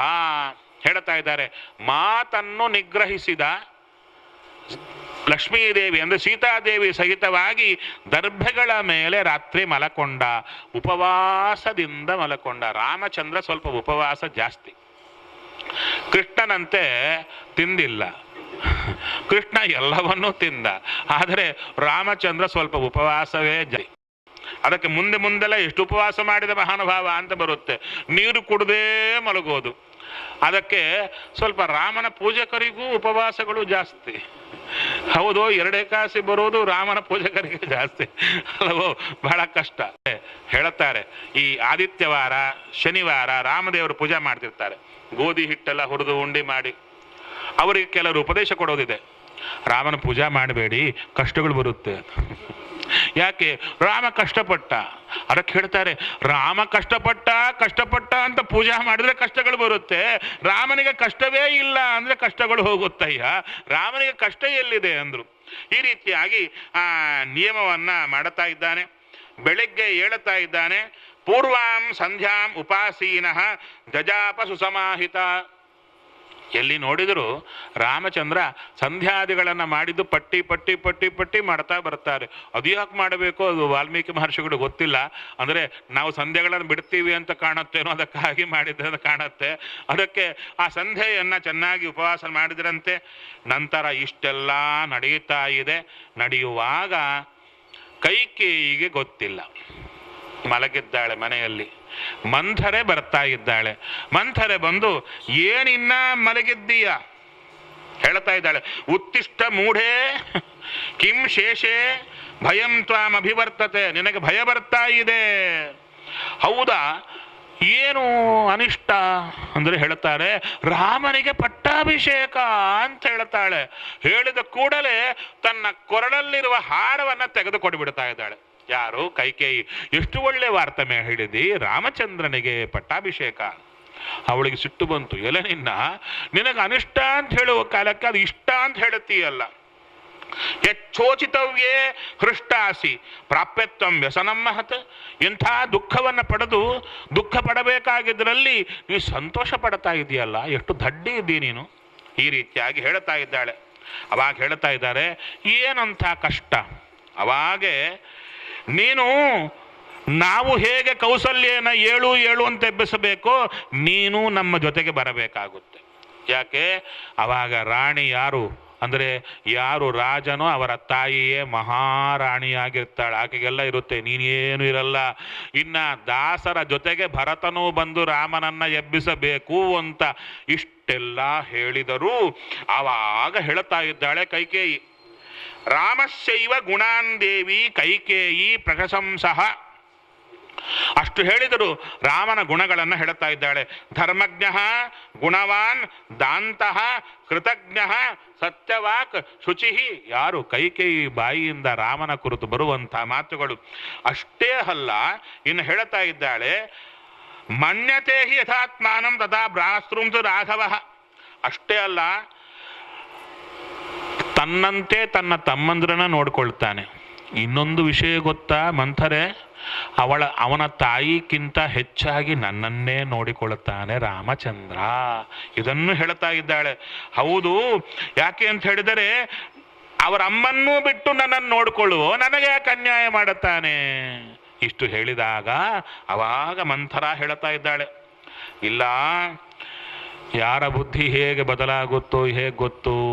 ಇವತ್ತು ಹೀಗಿದ್ದಾನೆ, ನಾಳೆ ಬೆಳಿಗ್ಗೆ ಎಲ್ಲ ಪಲ್ಟಿ ಹೊಡೆದ್ರೆ ಏನು ಮಾಡುತ್ತೀಯ? ತಲೆಯಲ್ಲಿ ಹುಳಿ ಹಿಂಡಿದ್ಲು ತಲೆ ಕೆಡ್ತು ಅಂದ್ರು. ಅದಕ್ಕಾಗೇ ಹುಟ್ಟಿ ಬಂದ್ಲು. ಇವಳು ಕೂಡ ಕ್ಷೀರಾಬ್ದಿಯಿಂದಲೇ ಹುಟ್ಟಿದವಳು. ಆಚಾರ ನಿರ್ಣಯ ಕೊಡ್ತಾ ಇದ್ದಾರೆ. ಹಿಂದೆ ಕ್ಷೀರಾಬ್ದಿಯಿಂದ ಹುಟ್ಟಿದವಳು ಯಾರು? ಲಕ್ಷ್ಮಿ ಹುಟ್ಟಿದ್ಲು, ಅಲಕ್ಷ್ಮಿಯೂ ಹುಟ್ಟಿದ್ಲು. ಈ ಅಲಕ್ಷ್ಮಿ ತಪಸ್ಸನ್ನ ಮಾಡುತ್ತಾರೆ. ಅಂದರೆ ಕಥಂಚನ ಅಪ್ಸರಸತ್ವಂ ಪ್ರಾಪ್ತ, ಅಂದರೆ ಅಪ್ಸರರಾದಂತೆ. ನಂತರ ಬ್ರಹ್ಮದೇವರನ್ನ ಕೇಳ್ತಾ ಇದ್ದಾಳೆ, ನನಗೆ ವಿಶೇಷವಾಗಿ ಸದ್ಗತಿಯಾಗಬೇಕು.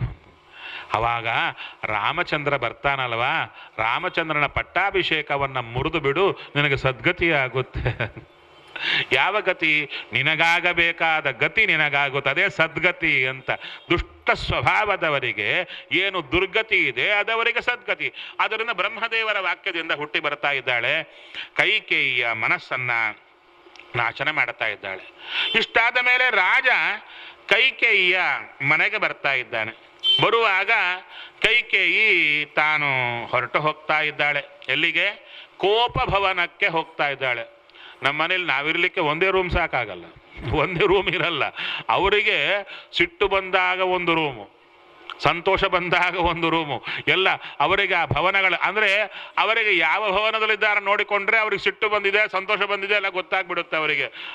ಆ ಕೋಪ ಭವನ ಅಂತ ಹಾಕಿರ್ತಾರೆ, ಅಲ್ಲಿಗೆ ಹೋದರೆ ಕೋಪ ಬಂದಿದೆ ಅಂತ ಅರ್ಥ. ಇಲ್ಲ ಗೊತ್ತಾಗಲ್ಲ ಅಂಥೇಳಿ. ಯಾಕಂದ್ರೆ ರಾಜನಿಗೆ ತುಂಬ ಕೆಲಸ ಇರುತ್ತೆ, ಅದಕ್ಕಾಗಿ ಆ ಬೋರ್ಡ್ ನೋಡಿದ ಕೊಳೆ ಗೊತ್ತಾಗಬೇಕು. ಸರಿ, ಕೋಪಭವನದಲ್ಲಿ ಪ್ರವೇಶ ಮಾಡಿದ ಕೂಡಲೇ ರಾಜ ಬರ್ತಾ ಇದ್ದಾನೆ. ಯಾಕೆ, ಏನಾಯಿತು? ಅದ್ಯ ರಾಮಾಭಿಷೇಕೋ ವೈ ಪ್ರಸಿದ್ಧ ಇತಿ ಜಗ್ನಿವಾನ್ ಹೇಳ್ತಾ ಇದ್ದಾರೆ. ಅಲ್ಲ, ಇದು ರಾಮಾಭಿಷೇಕ ನಡೀತಾ ಇದೆ ನಾಳೆ, ನಿನಗೆ ಹೇಳಲಿಕ್ಕೆ ಅಂತ ಬಂದಿದ್ದೇನೆ. ಹೌದಾ? ಅದಕ್ಕೆ ನಾನು ಹೀಗೆ ಕೂತಿದ್ದೇನೆ ಹೇಳ್ತಾ ಇದ್ದಾಳೆ. ಹೇ ರಾಜ, ನನಗೆ ಬೇಕಾದನ್ನ ಕೊಡ್ತೀಯ? ಅವಾಗ ರಾಮ ಹೇಳ್ತಾ ಇದ್ದಾನೆ, ರಾಮೇಣ ಕೈಕೇಯಿ ಶಪೇತೆ ವಚನ ಕ್ರಿಯಾಂ. ಹೇ ಕೈಕೇಯಿ, ನಿನ್ನ ಮನಸ್ಸಿನಲ್ಲಿ ಏನಿದೆ ಹೇಳು. ನನಗೆ ಪ್ರಾಣ ರಾಮಚಂದ್ರ, ಆ ರಾಮಚಂದ್ರನ ಮೇಲೆ ಆಣೆ ಮಾಡಿ ಹೇಳ್ತಾ ಇದ್ದೇನೆ, ನಿನ್ನ ಮಾತನ್ನು ನಡೆಸಿಕೊಡ್ತೇನೆ. ಅವಾಗ ಹೇಳ್ತಾ ಇದ್ದಾಳೆ, ನನ್ನ ಮಾತನ್ನು ನಡೆಸಿಕೊಡ್ತೀಯ? ಹೌದು ಹೌದು ಹೌದು ಅಂತ 3 ಸಲ ಹೇಳಿದ. ಅವಾಗ ಹೇಳ್ತಾಳೆ, ಯಥಾಕ್ರಮೇಣ ಶಪಸೆ ವರಂ ಮಮ ದದಾಸಿ ಚ ಅಚ್ಚಣ್ವಂತು ತ್ರಯಸ್ತ್ರಿಂಶತ್ ದೇವಾಹ ಸೇಂದ್ರ ಪುರೋಗಮಾಹ. ಶಪಥ ಮಾಡ್ತಾ ಇದ್ದಾಳೆ, ಎಲ್ಲ ದೇವತೆಗಳು ನೋಡಲಿ, ಎಲ್ಲರೂ ನೋಡಲಿ, ಈ ರಾಜ ನನಗೆ ವರವನ್ನು ಕೊಡ್ತಾ ಇದ್ದಾನೆ. ಅವಾಗ ಹೇಳ್ತಾ ಇದ್ದಾರೆ, ಹೇ ಸ್ಮರರಾಜನ್ ಪುರಾವೃತ್ತಂ ತಸ್ಮಿನ್ ದೇವಾಸುರೇ ರಣೆ. ಹಿಂದೆ ದೇವಾಸುರರ ಯುದ್ಧ ಆಗಿತ್ತು. ಆವಾಗ ದಶರಥ ಮಹಾರಾಜ ಯುದ್ಧಕ್ಕೆ ಹೋಗಿದ್ದ. ದೇವತೆಗಳಿಗೆ ಸಹಕಾರ ಕೊಡಲಿಕ್ಕೆ ದೈತ್ಯರಿಂದ ಯುದ್ಧ ಮಾಡುವಾಗ ದೈತ್ಯರು ಬಾಣಪ್ರಯೋಗ ಮಾಡಿದರೆ ರಥದ ಚಕ್ರದ ಕೀಲ ಅದು ಹೋಗಿತ್ತು. ಅಂದರೆ ರಥಚಕ್ರ ಕೆಳಗೆ ಬೀಳಬೇಕು. ಅಂಥ ಕಾಲಕ್ಕೆ ಕೈಕೇಯಿ ಏನು ಮಾಡುತ್ತಾಳೆ ಅಂದರೆ ತನ್ನ ಬೆರಳನ್ನೇ ರಥಚಕ್ರದಲ್ಲಿ ಇಟ್ಟು ಎಷ್ಟು ವೇಗವಾಗಿ ಓಡುತ್ತಾ ಇರುತ್ತೆ, ಅದರ ಜೊತೆಗೆ ತಾನೂ ಓಡುತ್ತಾಳೆ. ಅದನ್ನು ನೋಡಿ ಜಯ ಆದ ಮೇಲೆ ರಾಜ ಹೇಳುತ್ತಾನೆ, ನಿನಗೆ ವರ ಕೊಡುತ್ತೇನೆ, 2 ವರ ಕೇಳು ಅಂತ. ಆ 2 ವರಗಳು ಈಗ ಕೊಡು ಕೇಳುತ್ತಾ ಇದ್ದಾಳೆ. ಹೌದಾ? ತೌ ದತ್ತೌಚ ವರವೂ ದೇವ ನಿಕ್ಷೇಪವು ಮೃಗಯಾಮ್ಯಹಂ. ನಾನು ಆ 2 ವರಗಳನ್ನು ಬೇಡುತ್ತಾ ಇದ್ದೇನೆ, ನನಗೆ ಕೊಡಯ್ಯ. ಏನು ವರಗಳು ಬೇಕು ಹೇಳ್ತಾ ಇದ್ದಾಳೆ. ಅಭಿಷೇಕ ಸಮಾರಂಭ ರಾಘವಸ್ಯ ಉಪಕಲ್ಪಿತ ಅನೇನೈವ ಅಭಿಷೇಕೇಣ ಭರತೋ ಮೇ ಅಭಿಷಿಚ್ಯತಾಂ. ರಾಮಚಂದ್ರನಿಗಾಗಿ ಏನು ಅಭಿಷೇಕದ ತಯಾರಿ ಮಾಡಿದ್ದೀರಿ, ಆ ತಯಾರಿಯಿಂದ ನಮ್ಮ ಭರತನಿಗೆ ಅಭಿಷೇಕವಾಗಲಿ. ಯೋ ದ್ವಿತೀಯೋ ವರೋ ದೇವ ದತ್ತ ಪ್ರೀತೇನ ಮೇತ್ವಯ. ಹೌದು, 2ನೇ ವರ ಕೊಟ್ಟಿದ್ಯಲ್ಲ, ಆ ವರ ಯಾವುದು ಗೊತ್ತಾ? ನಾನು ಕೇಳ್ತಾ ಇದ್ದೇನೆ. 9 ವರ್ಷಾಣಿ. ರಾಮಚಂದ್ರ 9 ಅಂದರೆ 9 + 5 14 ವರ್ಷ ವನವಾಸ ಮಾಡಬೇಕು. ಹೇಗೆ? ಚೀರಾಜಿನಧರಃ ಧೀರಃ ರಾಮಃ ಭವತು ತಾಪಸಃ.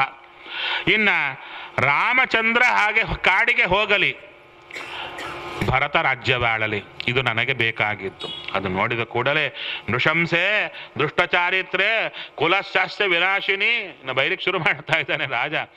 ನನ್ನನ್ನು ಕೈಕಾಲು ಕಟ್ಟಿ ಹಾಕಿದೀಯ, ಮಾತು ತೆಗೆದುಕೊಂಡ ಮೇಲೆ ಇಂಥದ್ದು ಕೇಳ್ತೀಯ? ನಿನಗೆ ಕಿಂಕೃತಂ ತವ ರಾಮೇಣ ಪಾಪೇ ಪಾಪಂ ಮಯಾಪಿಚ. ರಾಮಚಂದ್ರ ನಿನಗೇನು ಮಾಡಿದ? ನಾನಾದರೂ ಏನು ಮಾಡಿದೆ ನಿನಗೆ? ಮಿಕ್ಕ ಹೆಂಡತಿಯರನ್ನು ಬಿಟ್ಟು ನಿನಗೆಚ್ಚು ಪ್ರಾಶಸ್ತ್ಯ ಕೊಟ್ಟೆ, ಅದಕ್ಕಾಗಿ ನಾನು ಫಲವನ್ನು ಅನುಭವಿಸ್ತಾ ಇದ್ದೇನೆ ಹೇಳ್ತಾ ಇದ್ದಾರೆ. ನೀನು ಮನುಷ್ಯಳಂತೆ ಕಾಣುವ ಸರ್ಪ, ಆ ಸರ್ಪವನ್ನು ಉಡಿಯಲ್ಲಿಟ್ಟುಕೊಂಡು ಇಷ್ಟು ಕಾಲ ಇದ್ದೇನೆ ನಾನು, ಇಂಥ ಕ್ರೂರಳು ಅಂತ ಹೇಳ್ತಾ ಇದ್ದಾಳೆ. ಕೊನೆಗೆ ಹೇಳ್ತಾ ಇದ್ದಾನೆ, ಅಲ್ಲ ದಯವಿಟ್ಟು ನಿನ್ನ ಮನಸ್ಸನ್ನು ಬದಲು ಮಾಡಿಕೊ. ಅದಕ್ಕೇನು ಮಾಡುತ್ತೇನೆ ಹೇಳ್ತಾ ಇದ್ದಾನೆ. ಪಾದೌ ಚಾಪಿ ಸ್ಪೃಶಾಮಿ ತೇ. ಹೇ ಕೈಕೇಯಿ, ನಿನ್ನ ಕೈ ಜೋಡಿಸ್ತೇನೆ, 2 ಪಾದಗಳನ್ನು ಮುಟ್ತೇನೆ. ರಾಮನ ಕುರಿತು ಹೀಗೆ ಮಾಡಬೇಡ. ಗಂಡನಿಂದ ಹೀಗೆ ಪ್ರಾರ್ಥನೆ ಮಾಡಿಸಿಕೊಳ್ಳುವ ಸ್ಥಿತಿಗೆ ಒಬ್ಬ ಒಳ್ಳೆ ಹೆಣ್ಣನ್ನೇ ತಂದಂಥವಳು ಮಂಥರ. ಅದಕ್ಕೆ ಮಂಥರ ಅಂದರೆ ಕಲಿಯ ಹೆಂಡತಿ.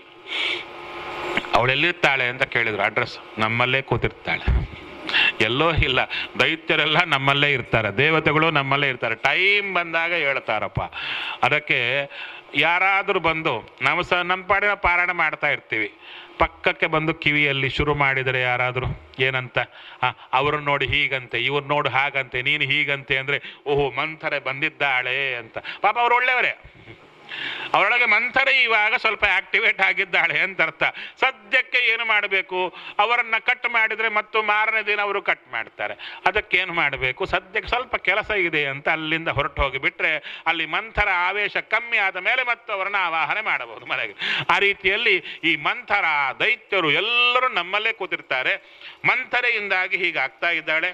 ಕೊನೆಗೆ ಹೇಳ್ತಾ ಇದ್ದಾಳೆ, ಅಹಂ ಹಿ ವಿಷಮಧ್ಯೈವ ಪೀತ್ವಾ ಬಹು ತವಗ್ರತಃ ಪಶ್ಯತಸ್ತೆ ಮರಿಷ್ಯಾಮಿ ರಾಮೋ ಯದಿ ಅಭಿಷಿಚ್ಯತೆ.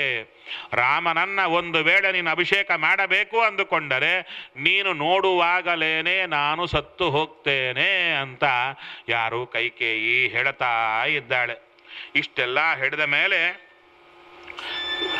ಕೇಳುತ್ತಾ ಇದ್ದಾನೆ, ನಾನು ಕೌಸಲ್ಯಗೇನು ಹೇಳಲಿ, ಎಲ್ಲರಿಗೂ ಏನು ಹೇಳಲಿ? ನಿನಗಾಗಿ ರಾಮನ್ನ ಕಾಡಿಗೆ ಕಳಿಸಿದೆ ಅಂತ ರಾಜರೆಲ್ಲರೂ ಬರ್ತಾ ಇದ್ದಾರೆ ನಾಳೆ ಅಭಿಷೇಕಕ್ಕೆ, ಅವರಿಗೆ ಯಾವ ಮುಖ ತೋರಿಸಲಿ? ಇಷ್ಟೆಲ್ಲ ವಿಶೇಷವಾಗಿ ಹೇಳ್ತಾ ಇದ್ದಾನೆ. ನಂತರ ರಾಮಚಂದ್ರನನ್ನ ಕರ್ಕೊಂಡು ಬರಲಿಕ್ಕೆ ಹೇಳ್ತಾ ಇದ್ದಾರೆ. ಮೂರ್ಛಾಕ್ರಾಂತನಾಗ್ತಾ ಇದ್ದಾನೆ, ದುಃಖ ಪಡ್ತಾ ಇದ್ದಾನೆ.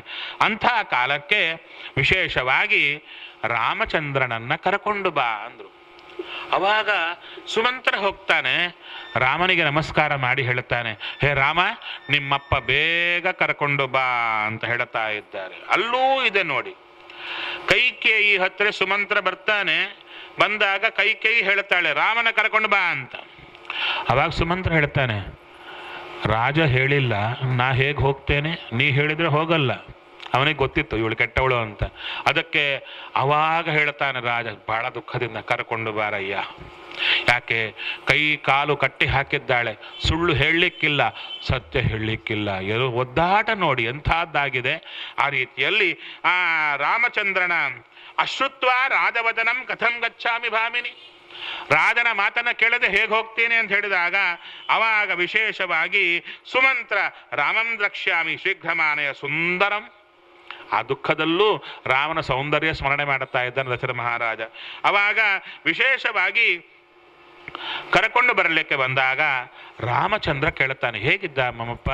ಇಲ್ಲ, ಬಹಳ ಬೇಗ ಬರಬೇಕಂತೆ ಅಂತ ಹೇಳಿದಾಗ ರಾಮಚಂದ್ರ ಬಹಳ ವೇಗವಾಗಿ ಬರ್ತಾ ಇದ್ದಾನಂತೆ. ಎಲ್ಲರಿಗೂ ಹೇಳಿ ನಮ್ಮಪ್ಪ ಕರೆದಿದ್ದಾರೆ, ಅದಕ್ಕೆ ಹೋಗಬೇಕು ಅಂತ ಬರ್ತಾ ಇದ್ದಾನೆ. ಬರುವಾಗ ಮುಖದಲ್ಲಿ ಯಾವ ವಿಕಾರವಿಲ್ಲ, ಸಂತೋಷವಾಗಿದ್ದಾನೆ, ನಗತಾನೇ ಇದ್ದಾನೆ. ನಂತರ ವಿಶೇಷವಾಗಿ ರಾಮಚಂದ್ರ ಇಲ್ಲಿಗೆ ಬಂದ ಮೇಲೆ ನೋಡುತ್ತಾ ಇದ್ದಾನೆ ಆ ತಂದೆಯನ್ನ. ಮೂರ್ಛಾಕ್ರಾಂತನಾಗಿದ್ದಾನೆ, ಏಳತಾ ಇದ್ದಾನೆ, ಮುಖದಲ್ಲಿ ಆ ಚಿಂತೆ ಇದೆ, ಕಣ್ಣಲ್ಲಿ ನೀರು ಸದಾ ಸುರಿಯುತ್ತಾ ಇದೆ, ಆಸನದಲ್ಲಿ ಕೂತಿದ್ದಾನೆ, ತಲೆ ತಗ್ಗಿಸಿದ್ದಾನೆ ದಶರಥ ಮಹಾರಾಜ.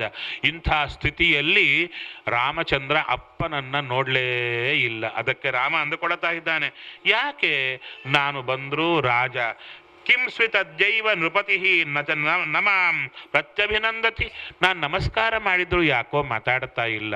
ಅಷ್ಟೇ ಅಲ್ಲ, ಹೇಳ್ತಾ ಇದ್ದಾನೆ, ಎಂಥ ಸಿಟ್ಟಿದ್ರೂ ಕೂಡ ನನ್ನನ್ನು ನೋಡಿದ ಕೂಡಲೇ ನಗತಾನೆ ನಮ್ಮಪ್ಪ, ಅಂಥದ್ದು ಯಾಕೋ ಇವಾಗ ಮಾತಾಡುತ್ತಾ ಇಲ್ಲ, ತುಂಬಾ ಹೇಳ್ತಾನೆ. ಅವಾಗ ಹೇಳ್ತಾರೆ, ನ ರಾಜ ಕುಪಿತೋ ರಾಮ ವ್ಯಸನಂ ನಸ್ಯ ಕಿಂಚನ. ಕೇಳ್ತಾನೆ ಕೈಕೇಯಿಯನ್ನ, ಯಾಕೆ ನನ್ನ ಮೇಲೆ ಸಿಟ್ಟಾಗಿದ್ದಾನ ನಮ್ಮಪ್ಪ, ಏನು ಕಾರಣ, ನಾನೇನು ತಪ್ಪು ಮಾಡಿದೆ? ಇಷ್ಟು ಹೇಳಿದಾಗ, ಇಲ್ಲ ರಾಜನಿಗೇನು ಸಿಟ್ಟು ಬಂದಿಲ್ಲ, ಅಷ್ಟೇ ಅಲ್ಲ ಏನು ದುಃಖ ಬರಲಿಲ್ಲ, ಇನ್ನೇನು ಅಂದರೆ ನಾನೇ ಮಾಡಿದ್ದು. ಹೇಳ್ತಾ ಇದ್ದಾಳೆ, ನಾನು 2 ವರಗಳನ್ನು ಕೇಳಿದೆ, ನೀನು ಹೊರಗೆ ಹೋಗಬೇಕು, ನಿನ್ನ ತಮ್ಮ ಒಳಗೆ ಬರಬೇಕು, ಇಷ್ಟೇ ನಾನು ಕೇಳಿದ್ದು. ಅದನ್ನ ನಿಮ್ಮಪ್ಪ ನಿನಗೆ ಹೇಗೆ ಹೇಳಬೇಕು ಅಂತ ದುಃಖ ಪಡ್ತಾ ಇದ್ದಾರೆ. ಅದರಲ್ಲಿ ಹೇಳ್ತಾ ಇದ್ದಾಳೆ, ನಿನಗೆ ಹೆದರ್ಕೊಂಡಿದ್ದಾರೆ, ನಿನ್ನ ಹೆದರ್ಕೊಂಡು ಏನು ಮಾಡ್ತೀಯೋ ಅಂತ ತಲೆ ತಗ್ಗಿಸಿದ್ದಾನೆ.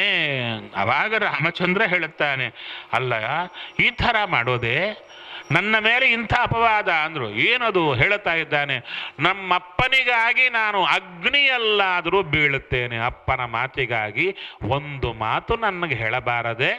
ಒಂದೇ ಮಾತು ಹೇಳಿದರೆ ಭರತನನ್ನ ಆ ರಾಜ್ಯದಲ್ಲಿ ಅಭಿಷೇಕ ನಾನೇ ಮಾಡಿಸ್ತಾ ಇದ್ದೆ, ಹತ್ತಿರ ನಾನೇ ಹೊರಟು ಹೋಗ್ತಾ ಇದ್ದೆ. ಅಪ್ಪ ನನಗೆ ತಾನಾಗಿ ಹೇಳಬಹುದಲ್ಲ, ನಿನ್ನ ಮುಖಾಂತರ ಯಾಕೆ ಹೇಳಿಸ್ತಾ ಇದ್ದಾರೆ? ಇಷ್ಟೆಲ್ಲ ಮಾತು ಮಾತಾಡತಾ ಇದ್ರೂ ಕೂಡ ಆಡತಾ ಇಲ್ಲ. ಯಾರು? ದಶರಥ ಮಹಾರಾಜ ಕಣ್ಣಲ್ಲಿ ನೀರು ಹಾಕ್ತಾ ಇದ್ದಾರೆ. ಕೊನೆಗೆ ತುಂಬಾ ದುಃಖದಿಂದ ಅಳತಾ ಇದ್ದಾರೆ, ಮೂರ್ಛಾಕ್ರಾಂತರಾಗ್ತಾ ಇದ್ದಾರೆ. ಅದಕ್ಕೆ ಹೇಳ್ತಾ ಇದ್ದಾರೆ, ಆ ಬಿದ್ದ ಕೂಡಲೇ ರಾಮಚಂದ್ರ ಅವರನ್ನು ಪುನಃ ಮೇಲಕ್ಕೆತ್ತಿ, ಏನು ಚಿಂತೆ ಮಾಡಬೇಡಿ, ನಾನು ಈಗಲೇ ಹೊರಟು ಹೋಗ್ತೇನೆ. ಇಲ್ಲಿಗೆ ದಂಡಕಾರಣ್ಯಕ್ಕೆ ಹೇಳ್ತಾ ಇದ್ದಾಳೆ. ಭರತನ ಕರೆಸಿ ರಾಜ್ಯಕ್ಕೆ ಅಭಿಷೇಕ ಆಗಲಿ ಅಂತ ರಾಮಚಂದ್ರ ಹೇಳಿದರೆ, ಭರತನ ರಾಜ್ಯ ಪಟ್ಟಾಭಿಷೇಕ ಆಗುತ್ತೆ ರಾಮಚಂದ್ರ, ಈ ಚಿಂತೆ ಮಾಡಬೇಡ, ಮೊದಲು ನೀ ಹೊರಡು. ಆಕೆಗೆ ಸಂಕಟ ಎಲ್ಲಿ ರಾಮಚಂದ್ರ ಇದ್ದು ಬಿಡ್ತಾನೋ, ಆದ್ದರಿಂದ ಬೇಗ ಹೊರಡಯ್ಯ ರಾಮಚಂದ್ರ. ಆದ್ದರಿಂದ ವಿಸರ್ಜಯಿತ್ವ ಸ್ವಜನಂ ರಥಂ ಪೌರಾಂ ಸದಾ ಜನಾನ್. ರಾಮಚಂದ್ರ ಹೇಳಿದ, ಆಯ್ತಮ್ಮ, ನೀನು ಹೇಳಿದಂತೆ ಆಗಲಿ, ನಾನು ಹೊರಡುತ್ತೇನೆ ಅಂತ ಎಲ್ಲರನ್ನ ಬಿಟ್ಟು ರಥವನ್ನೇರಿ ಬೇಗ ತನ್ನ ಮನೆಗೆ ಬರ್ತಾ ಇದ್ದಾನೆ. ಆ ಬರುವಾಗ ಎಲ್ಲರೂ ನೋಡಿದರಂತೆ, ಹೋಗುವಾಗ ಮುಖ ಹೇಗಿತ್ತೋ ಬರುವಾಗಲೂ ಮುಖ ಹಾಗೇ ಇತ್ತು, ಚೂರೂ ವಿಕಾರ ಇಲ್ಲ ಅಂದ್ರು. ಯಾಕೆ ಅಂದರೆ ಅವನಿಗೆ ವಿಕಾರವೇ ಇಲ್ಲ. ಅಲ್ರಿ, ನಿಮಗೆ ಬೇಕಾಗಿದ್ದು ಮೈಸೂರು ಪಾಕ್, ಬಡಿಸಿದ್ದು ಮೈಸೂರು ಪಾಕೆ, ಅವಾಗ ನಿಮ್ಗೆ ಅಳ್ತೀರಾ? ಸಂತೋಷವಾಗಿರ್ತೀರಿ. ಆತ ಬಂದದ್ದೇ ಕಾಡಿಗೆ ಹೋಗ್ಲಿಕ್ಕೆ. ಕಾಡಿಗೆ ಹೋಗುವಂತ ಆಕೆ ಹೇಳಿದರೆ ದುಃಖ ಯಾಕೆ ಪಡ್ತಾನೆ? ತಾನು ಬಂದದ್ದೇ ಕಾಡಿಗೆ ಹೋಗ್ಲಿಕ್ಕೆ, ರಾಕ್ಷಸ ಸಂಹಾರಕ್ಕೆ, ತಿಂದು ಕೂಡ್ಲಿಕ್ಕಲ್ಲ. ನಿನ್ನ ನೆಪದಿಂದ ಹೋಗಿ ಬಿಡುತ್ತೇನೆ. ನೀನು ಪುಣ್ಯವೋ ಪಾಪವೋ ಏನು ಕಟ್ಕೊಂತೀಯೋ ಕಟ್ಕೋ, ನಾನಂತೂ ಹೋಗ್ತೇನೆ ಅಂತ ರಾಮನಿಗೆ ಇಷ್ಟವಾದ್ದೇ ಬಂತು. ಅದಕ್ಕೆ ದುಃಖ ಇಲ್ಲ. ಅಷ್ಟೇ ಅಲ್ಲ, ರಾಮನಿಗೆ ದುಃಖವೇ ಇಲ್ಲ. ಆದ್ದರಿಂದ ದುಃಖವಿಲ್ಲ ಅಂತ ಹೇಳ್ತಾ ಇದ್ದಾರೆ. ಬಂದ ರಾಮಚಂದ್ರ ಅದಕ್ಕೆ ಹೇಳ್ತಾರೆ, ಆದರೆ ಸ್ವಲ್ಪ ಹೇಳ್ತಾರೆ, ಧಾರಯನ್ ಮನಸ ದುಃಖಂ ಇಂದ್ರಿಯಾಣಿ ನಿಗ್ರಹ್ಯಚ ಅಂತ ಹೇಳ್ತಾ ಇದ್ದಾರೆ. ರಾಮಚಂದ್ರ ಆ ಅಪ್ಪನ ಏನು ಮಾತಾಡಿ ಬಂದಲ್ಲ, ದುಃಖವನ್ನ ನಿಗ್ರಹ ಮಾಡಿಕೊಂಡ, ಇಂದ್ರಿಯಗಳನ್ನು ನಿಗ್ರಹ ಮಾಡಿಕೊಂಡು ಬಹಳ ಕಟ್ಟಿಟ್ಟನ್ಕೊಂಡು ಬಂದ ಅಂದ್ರು. ಈ ಮಾತು ನೋಡಿದಾಗ ರಾಮಚಂದ್ರನಿಗೆ ದುಃಖ ಆಗಿತ್ತು, ದುಃಖವನ್ನ ತಡ್ಕೊಂಡ, ಆದಮೇಲೆ ಇಂದ್ರಿಯಗಳನ್ನು ನಿಗ್ರಹ ಮಾಡಿಕೊಂಡ ಅಂತ. ಅದಕ್ಕೆ ಹೇಳ್ತಾ ಇದ್ದಾರೆ, ದುಃಖ ಈತನಿಗಲ್ಲ, ಯಾರದ್ದು? ಅಪ್ಪನಿಗೆ ದುಃಖ ಆಯಿತಲ್ಲ ಅಂತ ರಾಮಚಂದ್ರನಿಗೆ ವ್ಯಸನ. ಏನದು? ಅಯ್ಯೋ ನಮ್ಮಪ್ಪ ನನ್ನಿಂದಾಗಿ, ಅಂದರೆ ನನಗೆ ಮೊದಲೇ ಹೇಳಬೇಕಾಗಿತ್ತು, ಹೇಳಲಾರದೆ ದುಃಖಪಟ್ನಲ್ಲ ಅಂತ. ಇನ್ನೊಂದು ದುಃಖ ಎಂಬುದಕ್ಕೆ ಹೇಳ್ತಾರೆ, ನಮ್ಮ ಅಮ್ಮನಿಗೆ ದುಃಖ ಆಗುತ್ತೆ ಅಂತ ಆ ದುಃಖವನ್ನ ಮನಸ್ಸಲ್ಲಿಟ್ಟುಕೊಂಡ. ರಾಮನಿಗೆ ದುಃಖವಿಲ್ಲ. ಸರಿ, ಈ ರೀತಿಯಾಗಿ ಹೊರಟು ಬರ್ತಾ ಇದ್ದಾರೆ. ಸೌಮಿತ್ರಿಯು ಹಿಂದೆ ಬರ್ತಾ ಇದ್ದಾನೆ. ಅವಾಗ ತಾಯಿಗೆ ರಾಮಚಂದ್ರ ಹೇಳ್ತಾ ಇದ್ದಾನೆ, ಅಮ್ಮ ಈ ರೀತಿಯಾಗಿ ಆಯಿತು ಅಂತ ಹೇಳಿದಾಗ ಕೌಸಲ್ಯಾದೇವಿ ಮೂರ್ಛಾಕ್ರಾಂತಳಾಗ್ತಾ ಇದ್ದಾಳೆ. ರಾಮಚಂದ್ರ ಆಕೆಯನ್ನು ಸಾಂತ್ವನ ಮಾಡ್ತಾ ಇದ್ದಾನೆ. ಇನ್ನ ಕೊನೆಗೆ ಲಕ್ಷ್ಮಣ ಹೇಳ್ತಾ ಇದ್ದಾನೆ, ಅಣ್ಣ ನೀನು ಏನು ಅಪರಾಧ ಮಾಡಿದ್ದಿ ಅಂತ ಅಪ್ಪ ನನಗೆ ಈ ದಂಡ ಕೊಡುತ್ತಾನೆ. ಅಲ್ಲಿ ಹೆಂಡತಿಯ ಮೇಲೆ ವ್ಯಾಮೋಹ ಇದ್ದ 3 ಜನ ಹೆಂಡತಿಯರಲ್ಲಿ ಒಬ್ಬಳ ಮೇಲೆ ವ್ಯಾಮೋಹವನ್ನು ತೋರಿ ಆ ವ್ಯಾಮೋಹದಿಂದ ನಿರಪರಾಧಿಯಾದ ನಿನ್ನನ್ನು ಹೊರಗೆ ಹಾಕ್ತಾ ಇದ್ದಾನೆ. ಲಕ್ಷ್ಮಣನ ಮಾತು ನೋಡಿ ಹೇಳ್ತಾ ಇದ್ದಾನೆ, ಇದು ಧರ್ಮವಲ್ಲ. ರಾಜನಾದವನು ಅಧರ್ಮವನ್ನ ಮಾಡಿದರೆ ಅವನನ್ನು ನಿಗ್ರಹ ಮಾಡಿ ಧರ್ಮದಲ್ಲಿ ಇಡಬೇಕಾಗಿದ್ದು ರಾಜನ ಕರ್ತವ್ಯ. ಆದ್ದರಿಂದ ಅಪ್ಪ ರಾಜ ಹೌದು, ಅಧರ್ಮ ಮಾರ್ಗದಲ್ಲಿದ್ದಾನೆ, ಮಾತು ತಪ್ಪಿದ್ದಾನೆ, ಕೆಟ್ಟ ಕೆಲಸ ಮಾಡುತ್ತಾ ಇದ್ದಾನೆ, ಹೌದಾ? ಅದಕ್ಕಾಗಿ ನೀನು ಕ್ಷತ್ರಿಯ. ಆದ್ದರಿಂದ ಅಪ್ಪನನ್ನ ಕಟ್ಟಿ ಹಾಕಿ ರಾಜ ಸಿಂಹಾಸನ ಏರು ಅಂತ ಲಕ್ಷ್ಮಣ ಹೇಳುತ್ತಾ ಇದ್ದಾನೆ. ಇದು ಯಾವುದು ಸುಳ್ಳಲ್ಲ, ಎಲ್ಲ ಧರ್ಮಬದ್ಧವಾದ ಮಾತುಗಳೇ. ರಾಜ ಧರ್ಮವನ್ನ ಮೀರಿದಾಗ ನೀನು ಧರ್ಮವನ್ನ ರಾಜನಿಗೆ ಹೇಳಿಕೊಡು, ಅದನ್ನು ಕಟ್ಟಿ ಹಾಕು. ನಿನ್ನ ಹಿಂದೆ ನಾನಿದ್ದೇನೆ ರಾಮಚಂದ್ರ, ನೀನು ಆ ಕೆಲಸ ಮಾಡ್ಲಿಕ್ಕೆ ಹೋಗು. ಮಿಕ್ಕವರು ಯಾರು ಬಂದ್ರೆ ಬಡದು ಹಾಕ್ತೇನೆ, ಭರತ ಶತ್ರುಘ್ನರನ್ನ ಕೊಂದು ಹಾಕ್ತೇನೆ, ಈ ಕೈಕೇಯಿಯನ್ನ ತಲೆ ಕತ್ತರಿಸಿ ಬಿಡುತ್ತೇನೆ. ಲಕ್ಷ್ಮಣನಿಗೆ ವಿಪರೀತ ಸಿಟ್ಟು ಬರ್ತಾ ಇದೆ. ಹೇಳ್ತಾ ಇದ್ರೆ ರಾಮಚಂದ್ರ ಹೇಳ್ತಾ ಇದ್ದಾನೆ, ಅಲ್ಲಯ್ಯ, ನಾನು ಕಾಡಿಗೆ ಹೋಗಬೇಕು ಅಂತ ಸಂತೋಷ ಪಡ್ತಾ ಇದ್ರೆ ಅಡ್ಡಿ ಯಾಕೆ ಮಾಡುತ್ತೀಯೋ ಮಹಾರಾಯ? ನಾನು ಇದ್ದದ್ದೇ ಕಾಡಿಗೆ ಹೋಗ್ಲಿಕ್ಕೆ, ನೀನ್ ನೋಡಿದ್ರೆ ಇಲ್ಲೇ ಕೂಡು ಅಂತ ಹೇಳ್ತೀಯೋ? ಅದಕ್ಕೆ ಮಾರು ಮಾತು ಹೇಳಿದ, ಅಪ್ಪನ ಮಾತು ಮೀರಬಾರದು. ಅಲ್ಲ, ಈ ಅಪ್ಪ ಯಾಕೆ ಹೀಗೆ ಹೇಳಿದ? ಅದಕ್ಕೆ ರಾಮ ಅಂದ, ಆ ಅಪ್ಪನೊಳಗಿರೋದು ನಾನೇ, ಆ ಅಪ್ಪನೊಳಗಿದ್ದು ಹಾಗೆ ನುಡಿಸಿದ್ದು ನಾನೇ, ಕೈ ಒಳಗಿದ್ದು ನುಡಿಸಿದ್ದು ನಾನೇ, ನಾಟಕ ಆಡತಾ ಇರೋದು ನಾನೇ. ತಿಳ್ಕೊಳ್ಳಯ್ಯ ಮಹಾರಾಯ, ಇಡೀ ರಾಮಾಯಣ ನಾಟಕ ಒಬ್ಬ ವ್ಯಕ್ತಿ ಆಡಿದ ನಾಟಕ. ಆ ನಾಟಕ ಅರ್ಥ ಮಾಡಿಕೊಂಡವರಿಗೆ ರಾಮಾಯಣ ಅರ್ಥ ಆಗುತ್ತೆ, ಇಲ್ಲದಿದ್ರೆ ಎಲ್ಲ ರಾಮನನ್ನ ಬೈತಾ ಇರ್ತಾರೆ. ಅದನ್ನೇ ಹೇಳ್ತಾ ಇದ್ದಾರೆ. ಆ ರಾಮಚಂದ್ರ ಹೇಳ್ತಾ ಇದ್ದಾನೆ, ನನ್ನ ಅಭಿಷೇಕ ಸಾಮಗ್ರಿಯಲ್ಲಿದೆ ಅಂತ ಕೇಳಿದ. ಅವಾಗ ನೋಡಿಸಿದ್ರು, ಎಲ್ಲ ಕುಂಭಗಳು ಎಲ್ಲ ಕೂತಿವೆ, ಕಲಶ ತೀರ್ಥಗಳೆಲ್ಲ ಬಂದ ಪ್ರದಕ್ಷಿಣೆ ಮಾಡುತ್ತಾ ಇದ್ದಾನೆ ರಾಮಚಂದ್ರ. ಯಾಕೆ? ಅಲ್ಲಿ ತೀರ್ಥಾಭಿಮಾನಿಗಳನ್ನು ಕರೆದಿರ್ತಾರೆ, ನಮಸ್ಕಾರ ಮಾಡಬೇಕು ಅಂತ ನಮಸ್ಕಾರ ಮಾಡಿ, ಇದೆಲ್ಲ ಭರತನಿಗಾಗಲಿ ಅಂತ ಹೇಳಿ ತಾನು ವಿಶೇಷವಾಗಿ ಹೊರಟು ಹೋಗ್ತಾ ಇದ್ದಾನೆ. ತನ್ನ ಮನೆಗೆ ಬರ್ತಾ ಇದ್ದಾನೆ. ಅದಕ್ಕೆ ತುಂಬಾ ಮಾತುಗಳ ಚಕಮಕಿ ನಡೀತಾ ಇದೆ. ಅಲ್ಲಿ ರಾಮಚಂದ್ರ ಹೇಳ್ತಾ ಇದ್ದಾನೆ, ಅಲ್ಲ, ಸುಖ ದುಃಖೆ ಭಯಕ್ರೋಧವು ಲಾಭಾಲಾಭವು ಭವಾಭವವು ರಾಮಚಂದ್ರನ ಉಪದೇಶದ ಮಾತುಗಳು. ಯಾರಿಗೆ ಸುಖ ದುಃಖಗಳಾಗಲಿ, ಭಯವಾಗಲಿ, ಕ್ರೋಧವಾಗಲಿ, ಲಾಭ ಆಗಲಿ, ಅಲಾಭ ಆಗಲಿ, ಏನೇ ಆಗಲಿ ಯಸ್ಯ ಕಿಂಚಿತ್ ತಥಾಭೂತಂ ನನು ದೈವಸ್ಯ ಕರ್ಮ ತತ್. ಇದು ದೈವದ ಕರ್ಮ ಅಂತ ತಿಳಿಯಿರಿ. ಸುಖವಾಗಲಿ ಬಹುದುಃಖವಾಗಲಿ ಏನೇ ಆಗಲಿ ಭಗವಂತ ಮಾಡಿಸಿದ ಅಂತ ತಿಳಿಯಬೇಕು. ಹೇಗೆ? ನಮ್ಮ ಕರ್ಮಾನುಸಾರ.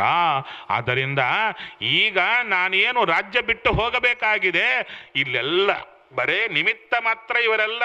ನನ್ನ ಕರ್ಮ ಕೂತಿದೆಯೋ ಲಕ್ಷ್ಮಣ, ಆದ್ದರಿಂದ ಹೋಗ್ತಾ ಇದ್ದೇನೆ ಅಂದಾಗ ಆ ಕರ್ಮ ಸಿದ್ಧಾಂತವನ್ನ ಖಂಡನೆ ಮಾಡಲಿಕ್ಕೆ ನೋಡ್ತಾನೆ. ನೀ ಸುಮ್ಮನೆ ಕರ್ಮ ಕರ್ಮ ಅಂತ ಹೀಗೆ ಹೇಳಬೇಡ, ದೈವ ಅಂತ ನಮ್ಮದೇ ಪ್ರಯತ್ನ ಬೇಕು ಅಂತ ಲಕ್ಷ್ಮಣ ಹೇಳಿದಾಗ ರಾಮಚಂದ್ರ ಚೆನ್ನಾಗಿ ಹೇಳ್ತಾ ಇದ್ದಾನೆ. ನಿನ್ನ ಅಧೀನ ಯಾವುದಿದೆ? ಎಲ್ಲ ದೈವಾಧೀನ. ಹೌದೋ ಅಲ್ಲವೋ? ಉಸಿರಾಟ ದೇವರ ಅಧೀನ. ಅಲ್ಲಿ ಬರುತ್ತೆ ಅಲ್ರಿ, ಏಕಾಸಿ ಉಪವಾಸ ಮಾಡಬೇಕು, ದೇವರು ಮಾಡಿಸಲಿ ಅಂತ ಕೊಡೋಣ ಅಂತ ಪ್ರಶ್ನೆ. ಹೌದು? ಅದಕ್ಕಂದ್ರು ದೇವರು ಮಾಡಿಸಲಿ ಅಂತ ಕೂಡಬೇಕಾದ್ರೂ ಆ ಕೂಡಬೇಕಲ್ಲ, ಶ್ವಾಸ ಆಡಬೇಕಲ್ಲ, ಅದಾದರೂ ದೇವರೇ ಮಾಡಿಸ್ಬೇಕಲ್ವ ಅಲ್ವೇ? ಹೇಳಿ. ದೇವರು ಮಾಡಿಸಲಿ ಅಂತ ಕೂಡ್ಲಿಕ್ಕೂ ಆಗಲ್ಲ, ದೇವರೇ ಎಲ್ಲವೂ ಮಾಡಿಸಬೇಕು. ಅವಾಗೇನು ಆಚಾರ್ಯ ಹೇಳುತ್ತಾರೆ, ಹರೇಹ ವಶಮಿತ್ತೇವ ಜಾನನ್ ಅವಶ್ಯಂ ಕಾರ್ಯಂ ಕರ್ಮ.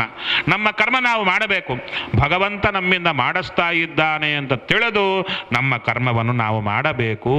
ಅದಕ್ಕೆ ಜೀವಿಗೆ ಸ್ವಾತಂತ್ರ್ಯ ಚೂರೂ ಇಲ್ಲ. ಅವಾಗ ಬರುತ್ತೆ ಪ್ರಶ್ನೆ, ದತ್ತ ಸ್ವಾತಂತ್ರ್ಯ ಇದೆಯಲ್ವಾ ಅಲ್ವೇ? ಅದಕ್ಕಂದು ದತ್ತ ಸ್ವಾತಂತ್ರ್ಯ ಅಂದರೆ ಏನು? ಸ್ವಲ್ಪ ಬ್ರಷ್ ಹಾಕಿ ತಿಕ್ಕಬೇಕು. ಆ ಭೂತ ಕೂತಿದೆ. ಏನದು ಅಂದರೆ ನಮಗೆ ಸ್ವಾತಂತ್ರ್ಯ ಇಲ್ಲ, ದೇವರು ಸ್ವಲ್ಪ ಸ್ವಾತಂತ್ರ್ಯ ಕೊಟ್ಬಿಟ್ಟ, ಅದನ್ನು ನಾವು ಬಳಸ್ಕೊಂಡ್ಬಿಟ್ಟು ನಮ್ಮ ಖುಷಿ ಬಂದಂತೆ ಇರ್ಬೋದು. ನಂತರ ದೇವರು ಶಿಕ್ಷೆ ಕೊಡ್ತಾನೆ ಅಥವಾ ರಕ್ಷಣೆ ಮಾಡ್ತಾನೆ ಒಳ್ಳೇದು ಮಾಡಿದರೆ.